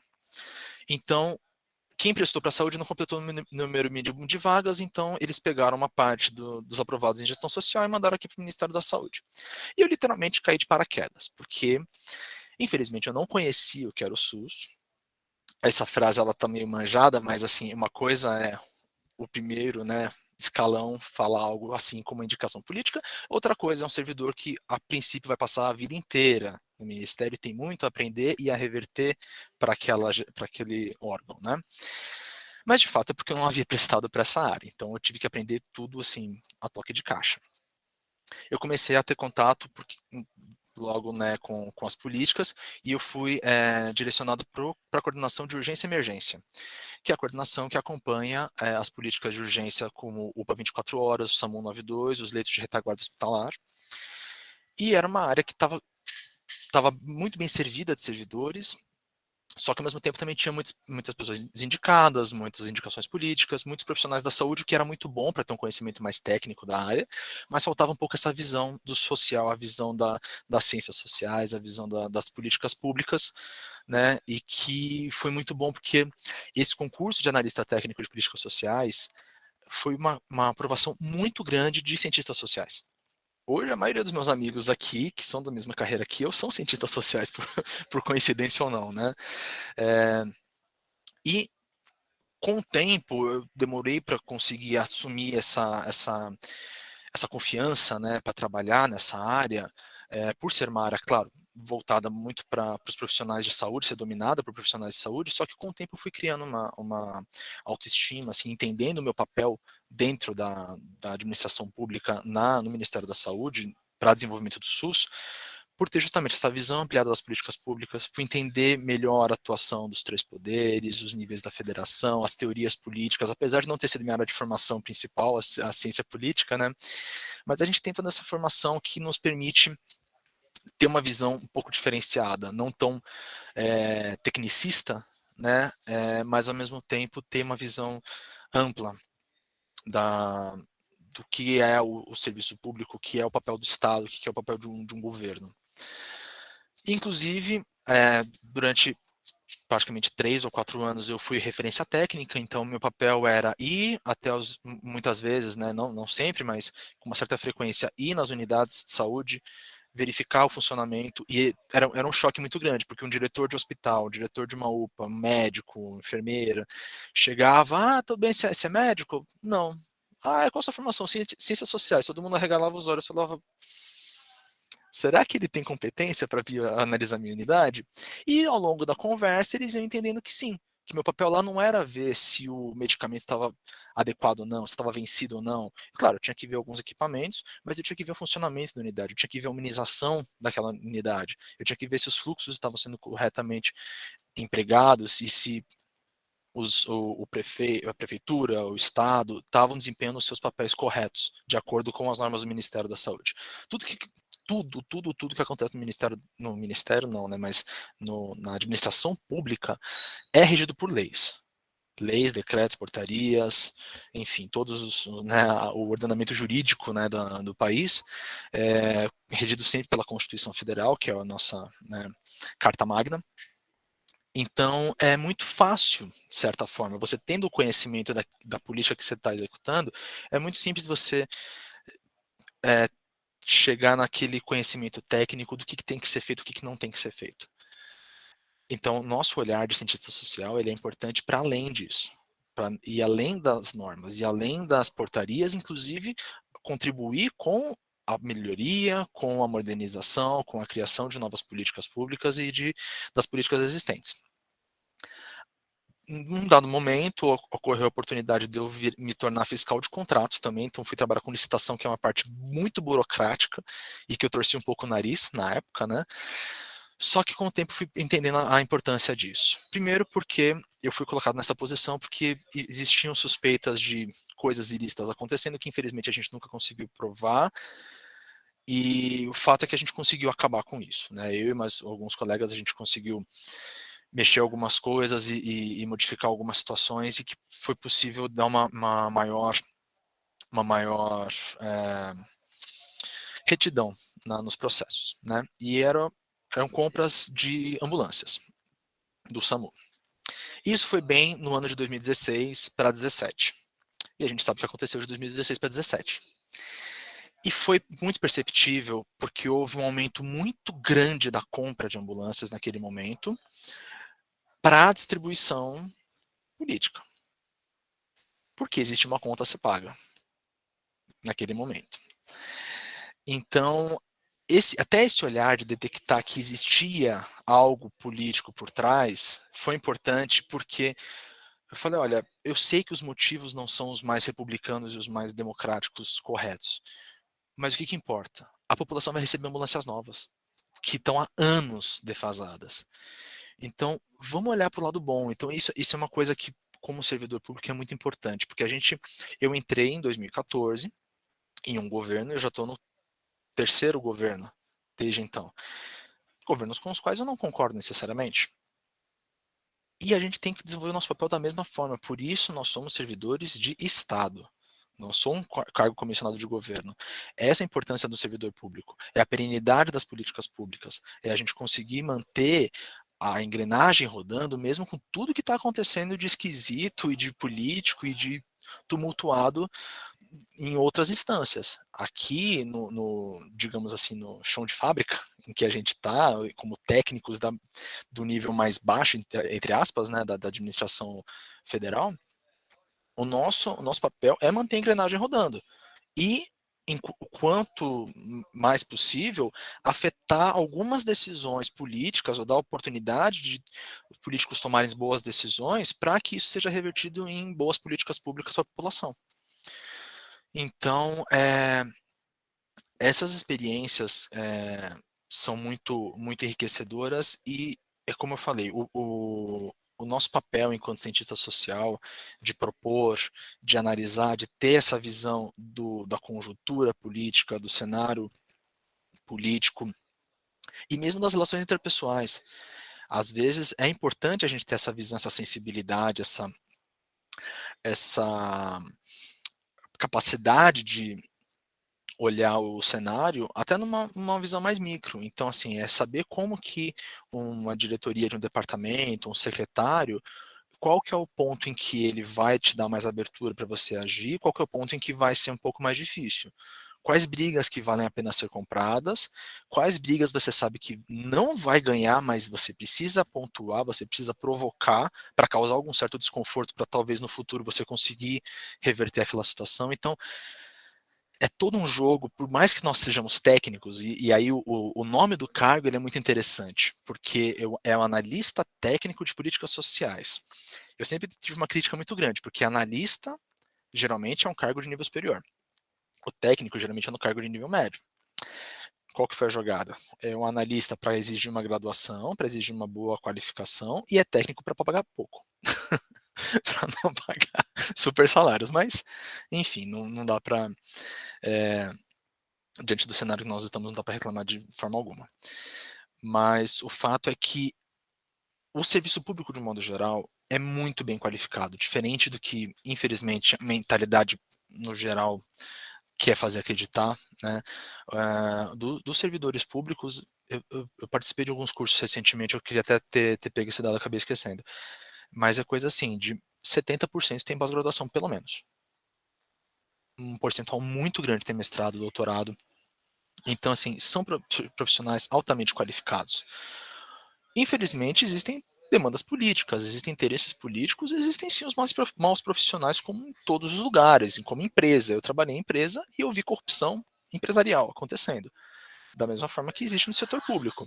Então, o que eu acho importante de ressaltar também, que eu sempre faço questão de falar em rodas de amigos e tudo mais, que não são do serviço público, para tentar assim, mudar um pouco a percepção a má visão que existe do serviço público, porque se algumas coisas ainda funcionam no Brasil, infelizmente, deveria ser muito mais funcionando, deveria ser funcionando muito melhor, é porque tem gente trabalhando muito duro em vários setores, e não só na administração pública federal, óbvio, desde o profissional que está ali no posto de saúde, na unidade básica de saúde, fazendo o possível e impossível, o professor que está na sala de aula no ensino básico, no ensino fundamental, essas pessoas que fazem as coisas acontecerem. E é muito gratificante poder participar disso de alguma forma, poder contribuir de alguma forma. Eu vejo alguma ambulância do SAMU passando na rua, eu sempre dou um sorriso, porque eu sei que alguma coisinha eu contribuí ali para ela estar ali acontecendo, né? Então, basicamente o que eu queria trazer, acho que era isso, espero ter contribuído de alguma forma para instigar e acalentar alguém, se possível, e agradeço demais a oportunidade. Obrigada, Lucas. Então bom ouvir vocês todos, e são experiências muito diferentes, né? Mas tem muitos pontos de contato também, né? É muito bacana ver isso, né? Agora a gente vai abrir, né, Rogério? Você está em casa agora. Com certeza. Então, eu vou só sublinhar mais uma vez que quem quer certificado ou quer registrar presença apenas para prestigiar o nosso evento, que está muito legal mesmo. Adorei ouvir vocês, Ive, Elô, Lucas, aprendi um monte de coisa. Deve acompanhar, então, o link e registrar no formulário o nome e o e-mail. E sim, vamos para a conversa, né? Já tem aquela pergunta que a Mônica deixou para a Elô. Você chegou a ver, Luísa? No chat. Era sobre talvez a Mônica queira fazer de viva voz. Eu acho que agora é a oportunidade. Vamos abrir a câmera, abrir o microfone, vamos trocar tão cara a cara quanto possível, né?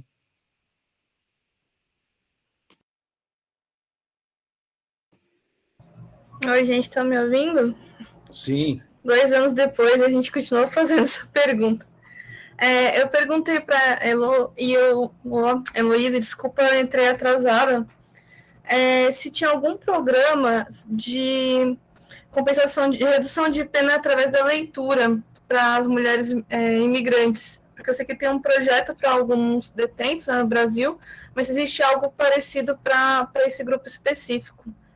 Era uma curiosidade que me surgiu. Obrigada, Mônica, pela sua pergunta. Bom, como tudo que envolve migrantes é uma questão complexa, porque existem diversos projetos de remissão pela leitura, inclusive o TTC faz parte de um GT que tem diversas instituições, inclusive a Unifesp, a professora Mariângela, a professora Alan Carneiro, estão nesse GT de educação nas prisões, de remissão pela leitura. E aí, assim, elas podem participar, mas tem alguns entraves nisso, porque, inclusive, foi um dos trabalhos desse GT que foi tentar conseguir que a SAP nos informasse do que é composta essa biblioteca. Não adianta você oferecer um livro somente escrito em português para pessoas migrantes. E também como que eles vão provar essa leitura, porque geralmente existe uma exigência de uma não sei, como se diz, uma resenha ou alguma prova dessa leitura. E aí, se não se atentarem para o fato de que aquela pessoa é migrante, que ela não sabe talvez escrever em português e ler em português, é difícil o acesso, mas existem diversos projetos, inclusive dentro da Unifesp. Fica a dica, procura a professora Alan Carneiro, a professora Mariângela, acho que a Alan Carneiro é da Letras, a professora Mariângela da Pedagogia. Vou procurar, obrigada. Não, muito legal. Arge, eu vi que levantou a mão a uma certa altura e depois saiu da reunião. Eu não sei se a pessoa está aí, né? E se gostaria de usar a palavra para fazer alguma pergunta.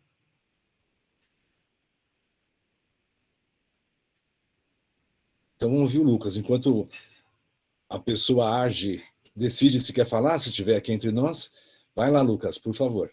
Pessoal, boa noite. Eu sou aqui Aracaju, da Universidade Federal de Sergipe. Estou começando o meu curso de Ciências Sociais agora E eu queria saber de vocês, primeiro, dar parabéns pelas falas, elas são muito enriquecedoras e inspiradoras mesmo para a gente continuar no curso, né? Mas eu queria saber de vocês, como é que vocês acham que a gente pode reforçar as ciências sociais? Eu digo no sentido de que é muito bonita a trajetória do Lucas, mas concurso público eu acho que é uma coisa que é muito raro, difícil de acontecer. Eu acho que o ideal seria que as ciências sociais fossem tão reforçadas ao ponto de empresas multinacionais contratarem mesmo, terem um hábito comum de contratar ciências sociais. Eu queria saber a opinião de vocês, como é que a gente faz para deixar o curso mais forte, deixar o curso mais conhecido, porque quando eu falo que faço ciências sociais, muita gente faz serviço social, não sabe o que é, aí fica aquela confusão e tal. E eu acho que se ele tivesse fortalecido, se as pessoas tivessem sabendo claramente o que o cientista social faz, eu acho que abriria porta, sim, no mercado de trabalho. Aí eu queria saber o que vocês acham, se essa força das ciências sociais vem da graduação, vem dos alunos, vem das empresas, como é que vocês se posicionam em relação a isso? E muito obrigado pelas conversas. Obrigado. Que tal a gente responder invertido agora? Então a gente começa com o Lucas, depois Elô e por último a Ivy. Que tal? Não, tá ótimo. Obrigado pela pergunta, Lucas. Eu concordo plenamente que, infelizmente, ainda mais no atual cenário, concursos públicos estão cada vez mais raros, apesar de cada vez mais necessários. Tem áreas de ministérios inteiros que, na verdade, hoje, no local onde eu trabalho, basicamente 10% somos concursados. O restante todo de consultores terceirizados, vínculos precários, mais a precarização do trabalho também no serviço público, não é só nas empresas. Então, é necessário, é urgente. Porém, com a visão deturpada que existe do serviço público e dessa ideia de que o Estado é inchado, está faltando. Enfim, o fato é, na minha visão, esse fortalecimento vai acontecer com isso que a gente está fazendo agora. Com mostrar para que serve as ciências sociais, como que é a inserção de profissionais, e cada um de nós, egressos das ciências sociais, que atuam nas mais diversas áreas, é fortalecer essa imagem. É mostrar para uma empresa, por exemplo, onde a Ivy trabalha, qual que é a importância de ter um profissional formado em ciências sociais. É mostrar na organização onde a Luísa trabalha também qual que é o papel dela. Né? Isso é muito importante. Inclusive também na parte do serviço público, no que for possível, nos editais em que os profissionais participem, é tentar incluir as ciências sociais, porque ainda tem isso, o concurso público ele delimita quais áreas de formação você pode atuar. Mas na minha visão é integrado. E uma coisa muito importante, a academia se abrir mais para a população, para as empresas, porque infelizmente ao meu ver, falta um pouco mais dessa integração, dessa abertura, né, de mostrar mesmo a cara das ciências sociais, e esse é um evento que faz isso, brilhantemente.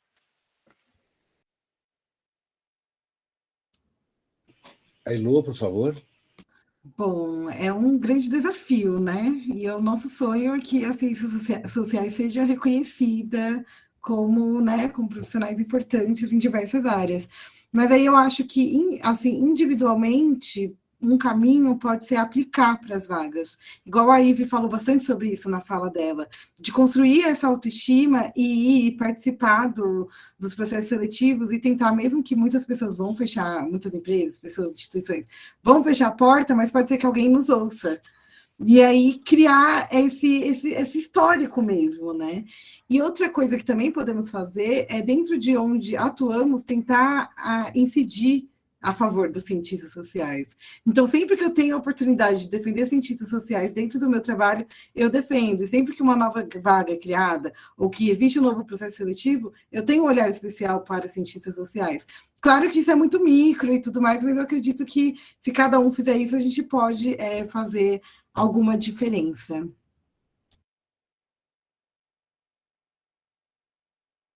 Nem precisa, mas eu vou passar a palavra para a Ivy. Legal que o Lucas e a Heloísa falaram.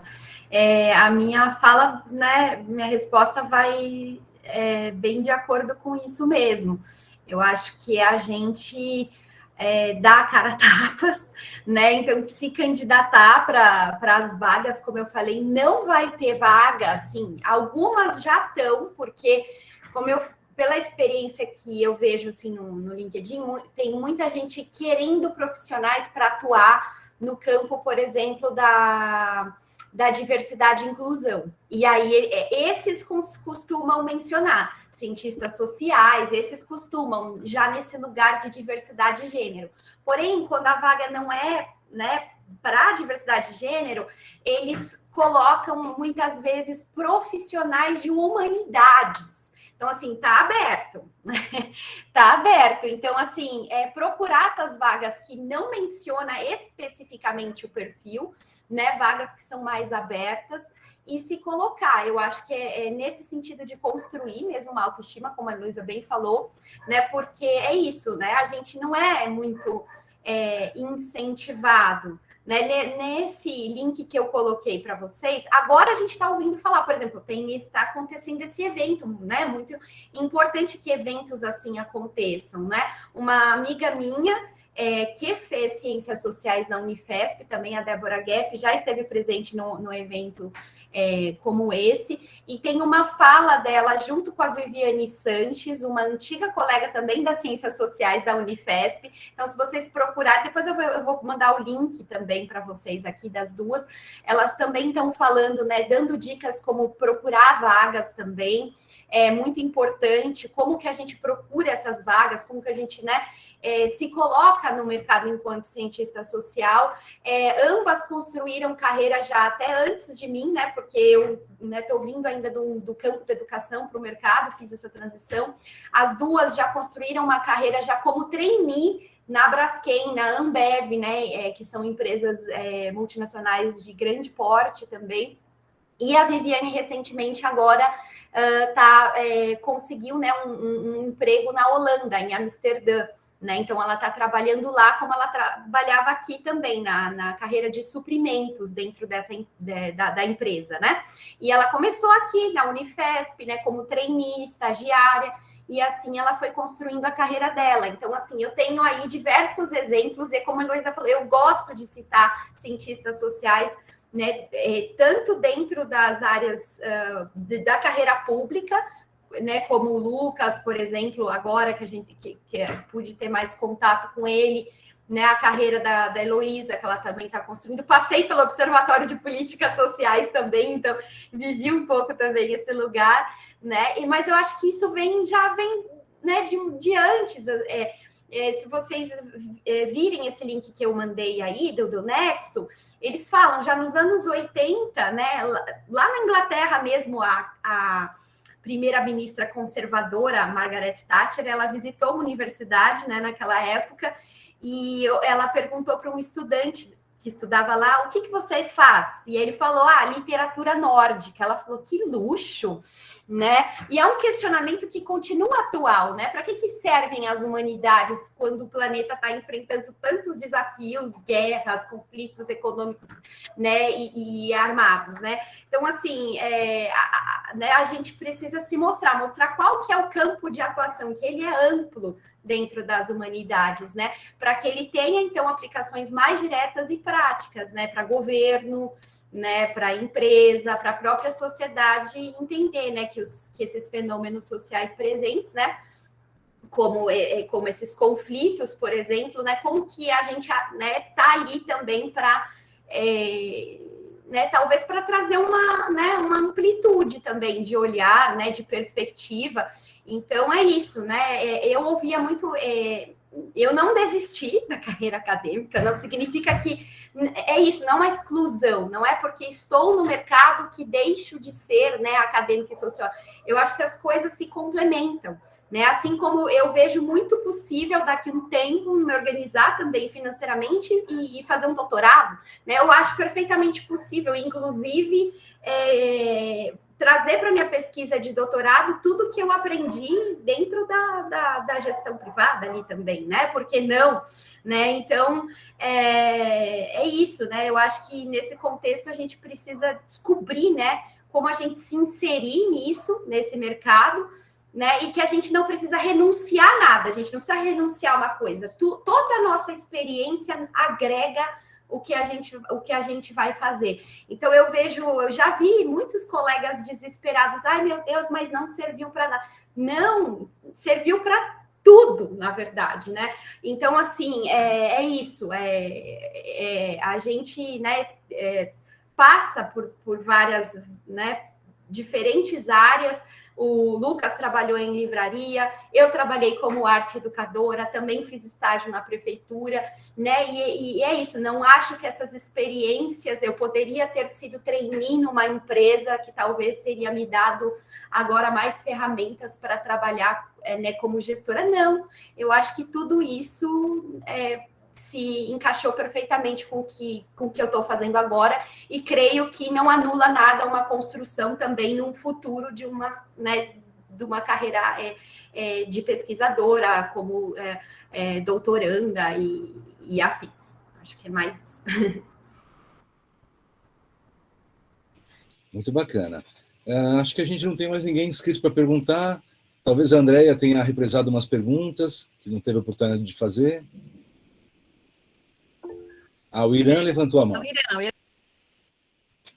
Vamos lá, Irã, você vai fazer a pergunta? Vai abrir a câmera? Vou sim. Não é bem pergunta, né? Eu gostei muito das falas. Eu sou daqui de João Pessoa, Paraíba. Parabéns pela construção, né, dos temas, né, do evento.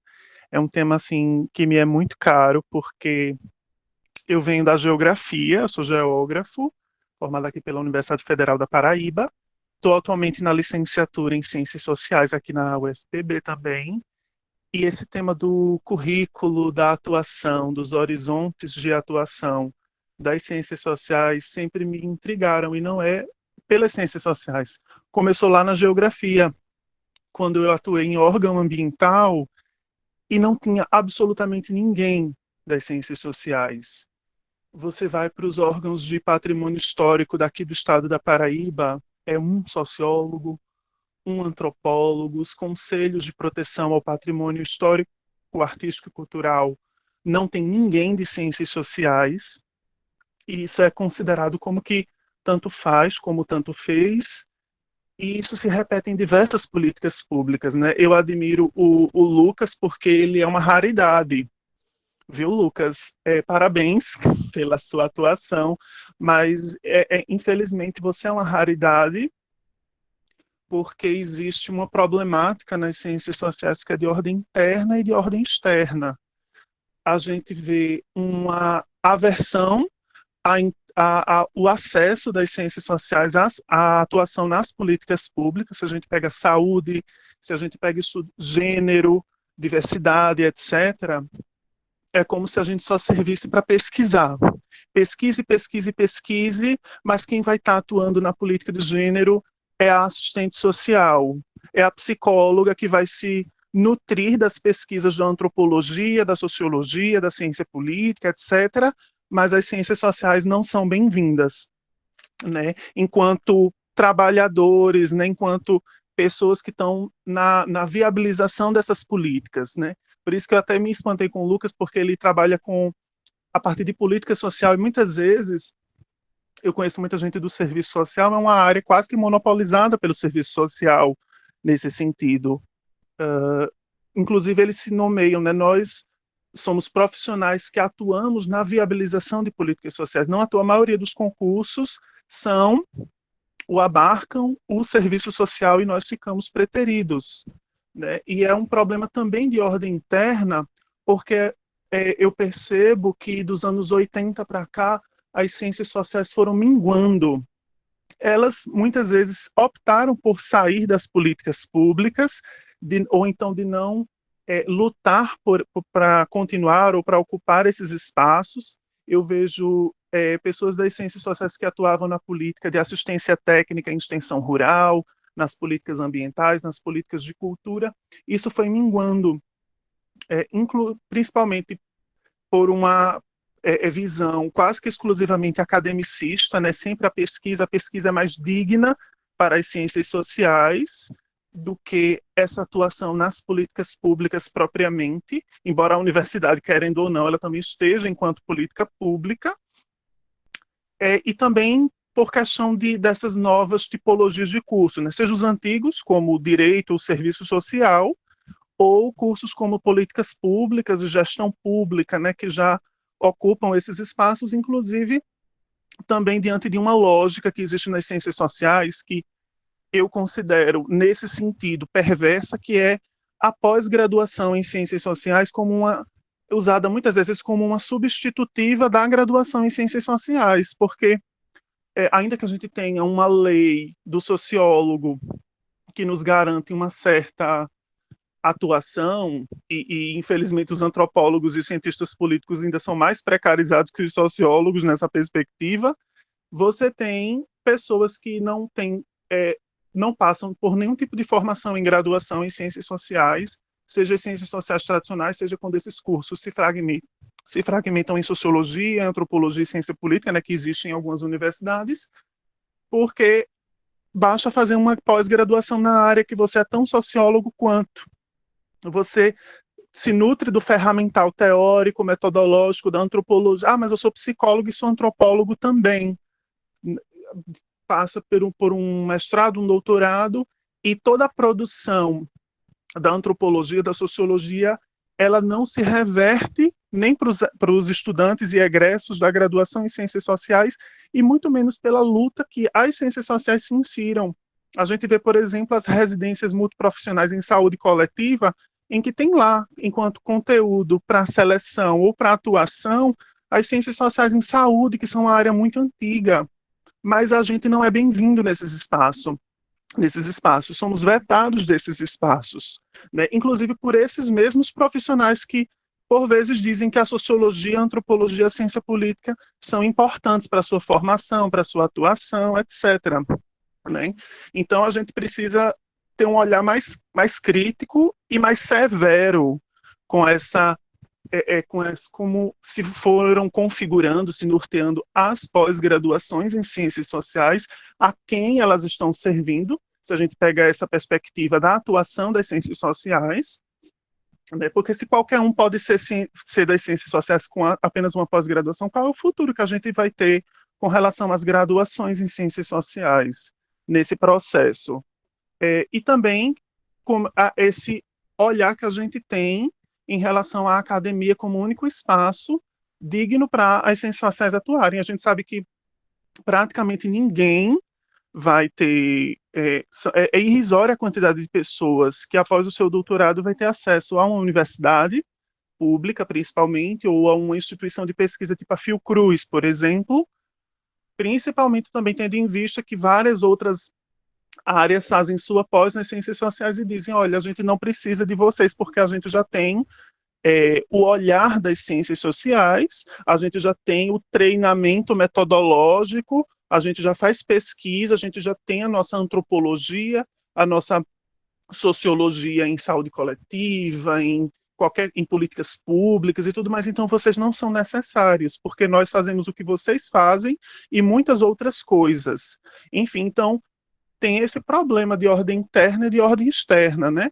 E na ordem externa, eu gostaria de trazer também que nesse órgão ambiental existe uma resistência, que eu atuei, que eu estagiei enquanto estudante de geografia, existe uma resistência contra as ciências sociais porque se via que elas não eram úteis, né?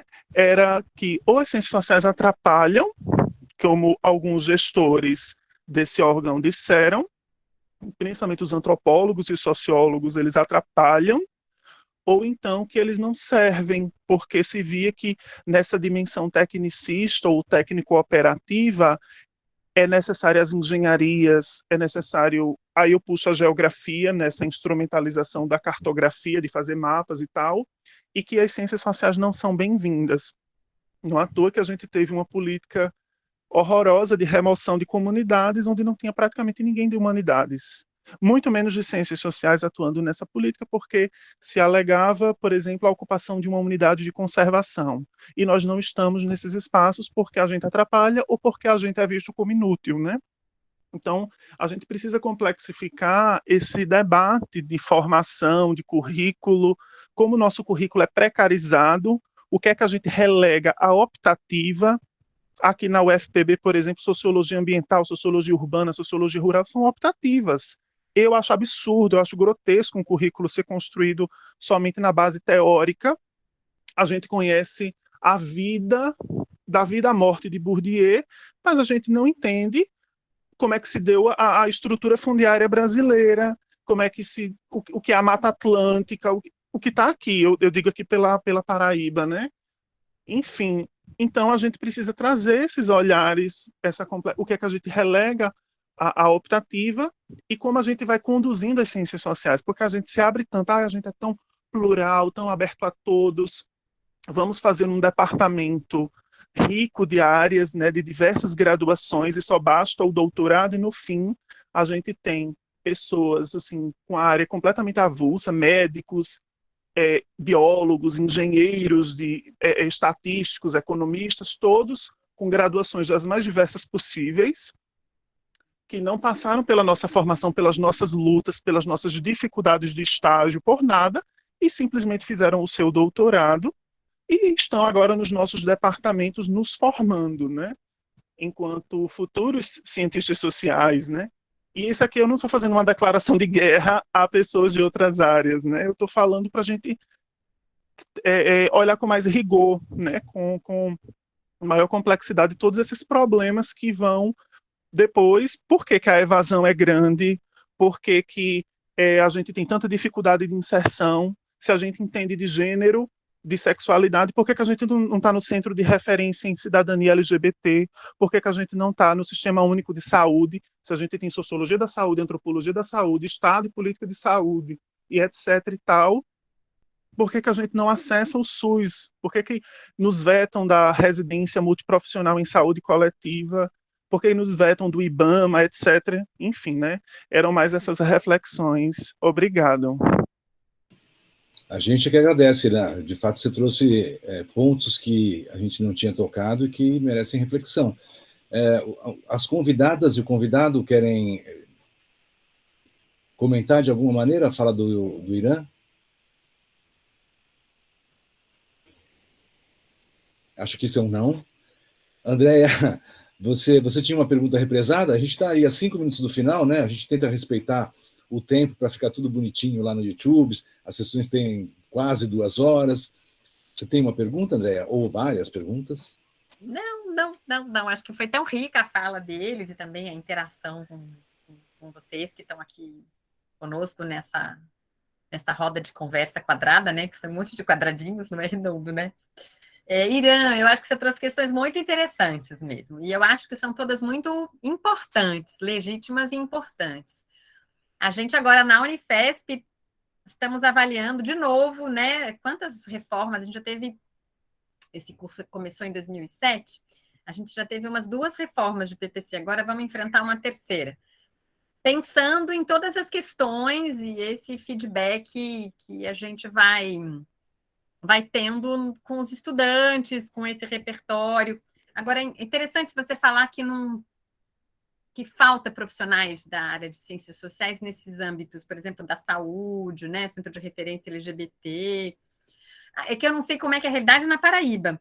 Aqui em São Paulo, a gente tem, sim, antropólogos trabalhando nesses locais, nesses ambientes. Assim. Eu tenho alunos que trabalham, ex-alunos que estão trabalhando em ONGs que atuam junto aos hospitais públicos, desde fazendo pesquisa para gerar políticas públicas, como atuando na formação multiprofissional desses médicos, enfermeiros e psicólogos que atendem. Por exemplo, tive uma aluna PAD agora, PAD é um estágio de pós-graduação, né?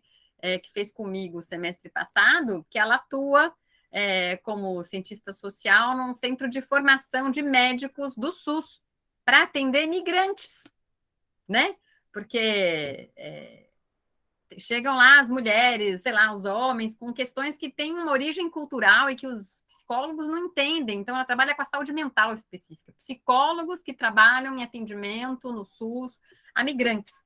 Então, ela trabalha justamente nesse centro de formação desses profissionais. Né? Mas isso é um projeto aqui muito local. São Paulo, eu acho que a gente pensar no âmbito nacional, a gente tem muito caminho ainda pela frente. Na questão ambiental, eu acho ótimo. A gente trabalhava muito até os anos 2000, nos antropólogos. Eu posso falar porque eu sou antropólogo. nas equipes multidisciplinares que faziam aqueles pareceres, né, os laudos técnicos, quando, por exemplo, ia passar uma estrada de ferro, iam construir não sei o quê, perto de uma aldeia, perto de uma comunidade tradicional, né? Então, era necessário, né, o laudo técnico de uma equipe multidisciplinar no qual o antropólogo tinha que fazer parte, né? Isso mudou de um tempo para cá, mas ainda existe esse tipo de atuação. Mas eu concordo com você que principalmente essa questão da pós-graduação, né? Às vezes, um abismo entre a graduação e a pós-graduação e as possibilidades que essas formações elas acabam oferecendo, né? Mas obrigada pela sua contribuição. Na verdade, eu queria agradecer a todos que estão presentes, estiveram acompanhando a gente aqui essas 2 horas, que fizeram ou não questões, que se colocaram ou não aqui ao lado, mas queria agradecer imensamente, tanto a Lucas, Heloísa, a Ive, quanto a todos e todes que estão aqui presentes, e ao Rogério pela parceria de, pelo 2º ano consecutivo, montar o projeto Fazeres, que a gente sente que é muito importante. E olha que interessante, não é uma coisa interna, né, só para os estudantes da Unifesp. Olha como a gente consegue falar, isso aí é um dado que o online ajuda, né? Falar com outras pessoas que estão em outros cantos e que trazem outras questões para a gente continuar pensando juntos, né? Super obrigada. Eu também quero agradecer. Eu acho que essa mesa teve, assim, rivalizou com as melhores mesas que a gente já fez. Vocês trouxeram informação muito bacana e tiveram uma preocupação, foram felizes. Não, preocupação não, vocês realizaram a preocupação, foram felizes, mostrando em diferentes áreas o olhar do cientista social, né? Então, embora esse seja o nosso mote de saída, em algumas vezes a gente não chega lá, né? Às vezes a pessoa ainda não está subindo a sua trajetória, não consegue ter essa visão em perspectiva. E eu fiquei especialmente feliz de ver que Heloísa, Ive, Lucas foram, assim, me ajudaram, né?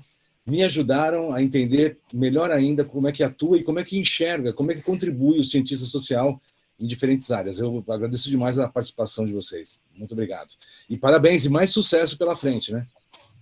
Claro, claro. Obrigada, Yasmin. Eu lembro, a Débora compartilhou com a gente a troca de mensagens que vocês tiveram na rede social, que você conseguiu o estágio através da conversa, de ter ouvido falar, e agora a Ive também recolocou essa questão, né, de não ficar achando que é um muro se a vaga não está escrita sociólogo, antropólogo, né?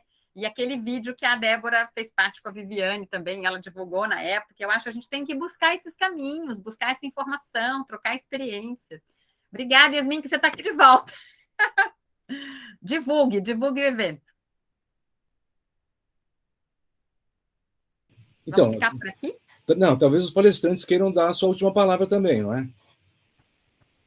Obrigada, gente, pela participação. Também agradeço o convite à professora Andréia, o Rogério, e foi um prazer conhecer os colegas, Lucas e Heloísa, que eu não conhecia. Lucas, de 2007, provavelmente a gente já deve ter se cruzado, porque eu sou de 2009. Mas, né, enfim, não lembro, mas quando eu cheguei em 2009 também tudo era mato. Foi muito importante, eu sinto que a gente fez parte e ainda fazemos parte de algo muito grande, assim, que é a Universidade Federal de São Paulo. E não à toa que estamos todos aqui, né, hoje reunidos, né, tendo, claro, o prazer de conversar com também os graduandos, e fiquei feliz de saber que tem pessoas aí de outras áreas também, como o Irã, ouvi a experiência dele, né, a fala dele, muito, muito importante. E o relato da Yasmin, que com certeza vou levar adiante a Débora, ela vai ficar muito feliz de ter aí também possibilitado essa abertura de horizontes. Muito obrigada a todos. Bom, eu também quero agradecer, foi uma honra estar aqui com vocês. É uma honra voltar para casa, que eu sinto sempre essa relação assim muito afetiva com a Unifesp, que foi onde eu me formei, onde eu comecei, né, a minha formação. Então, muito obrigada a todos que participaram. Um prazer também conhecer os colegas aí de curso. Sempre que quiserem me chamar para falar, pode chamar, que eu adoro. Eu também agradeço muito pela oportunidade. Essa volta para casa é muito boa, né? Eu confesso que pela distância, às vezes eu boto no Google Street View para ver a Estrada do Caminho Velho 333 ali, para matar um pouquinho as saudades, porque realmente é muito afeto, foi muita energia colocada nesse campus, nessa graduação, nas pessoas que nos rodearam e nos rodeiam ainda, né? Então agradeço muito. Uma honra falar junto com duas mulheres tão experientes e com tanta vivência e tanta força. É muito bonito e isso eu agradeço novamente, gente. Boa noite. Então tá, vou começar a apagar a luz, quer dizer, vou desligar a gravação e por aí vai, tá? Tchau, gente.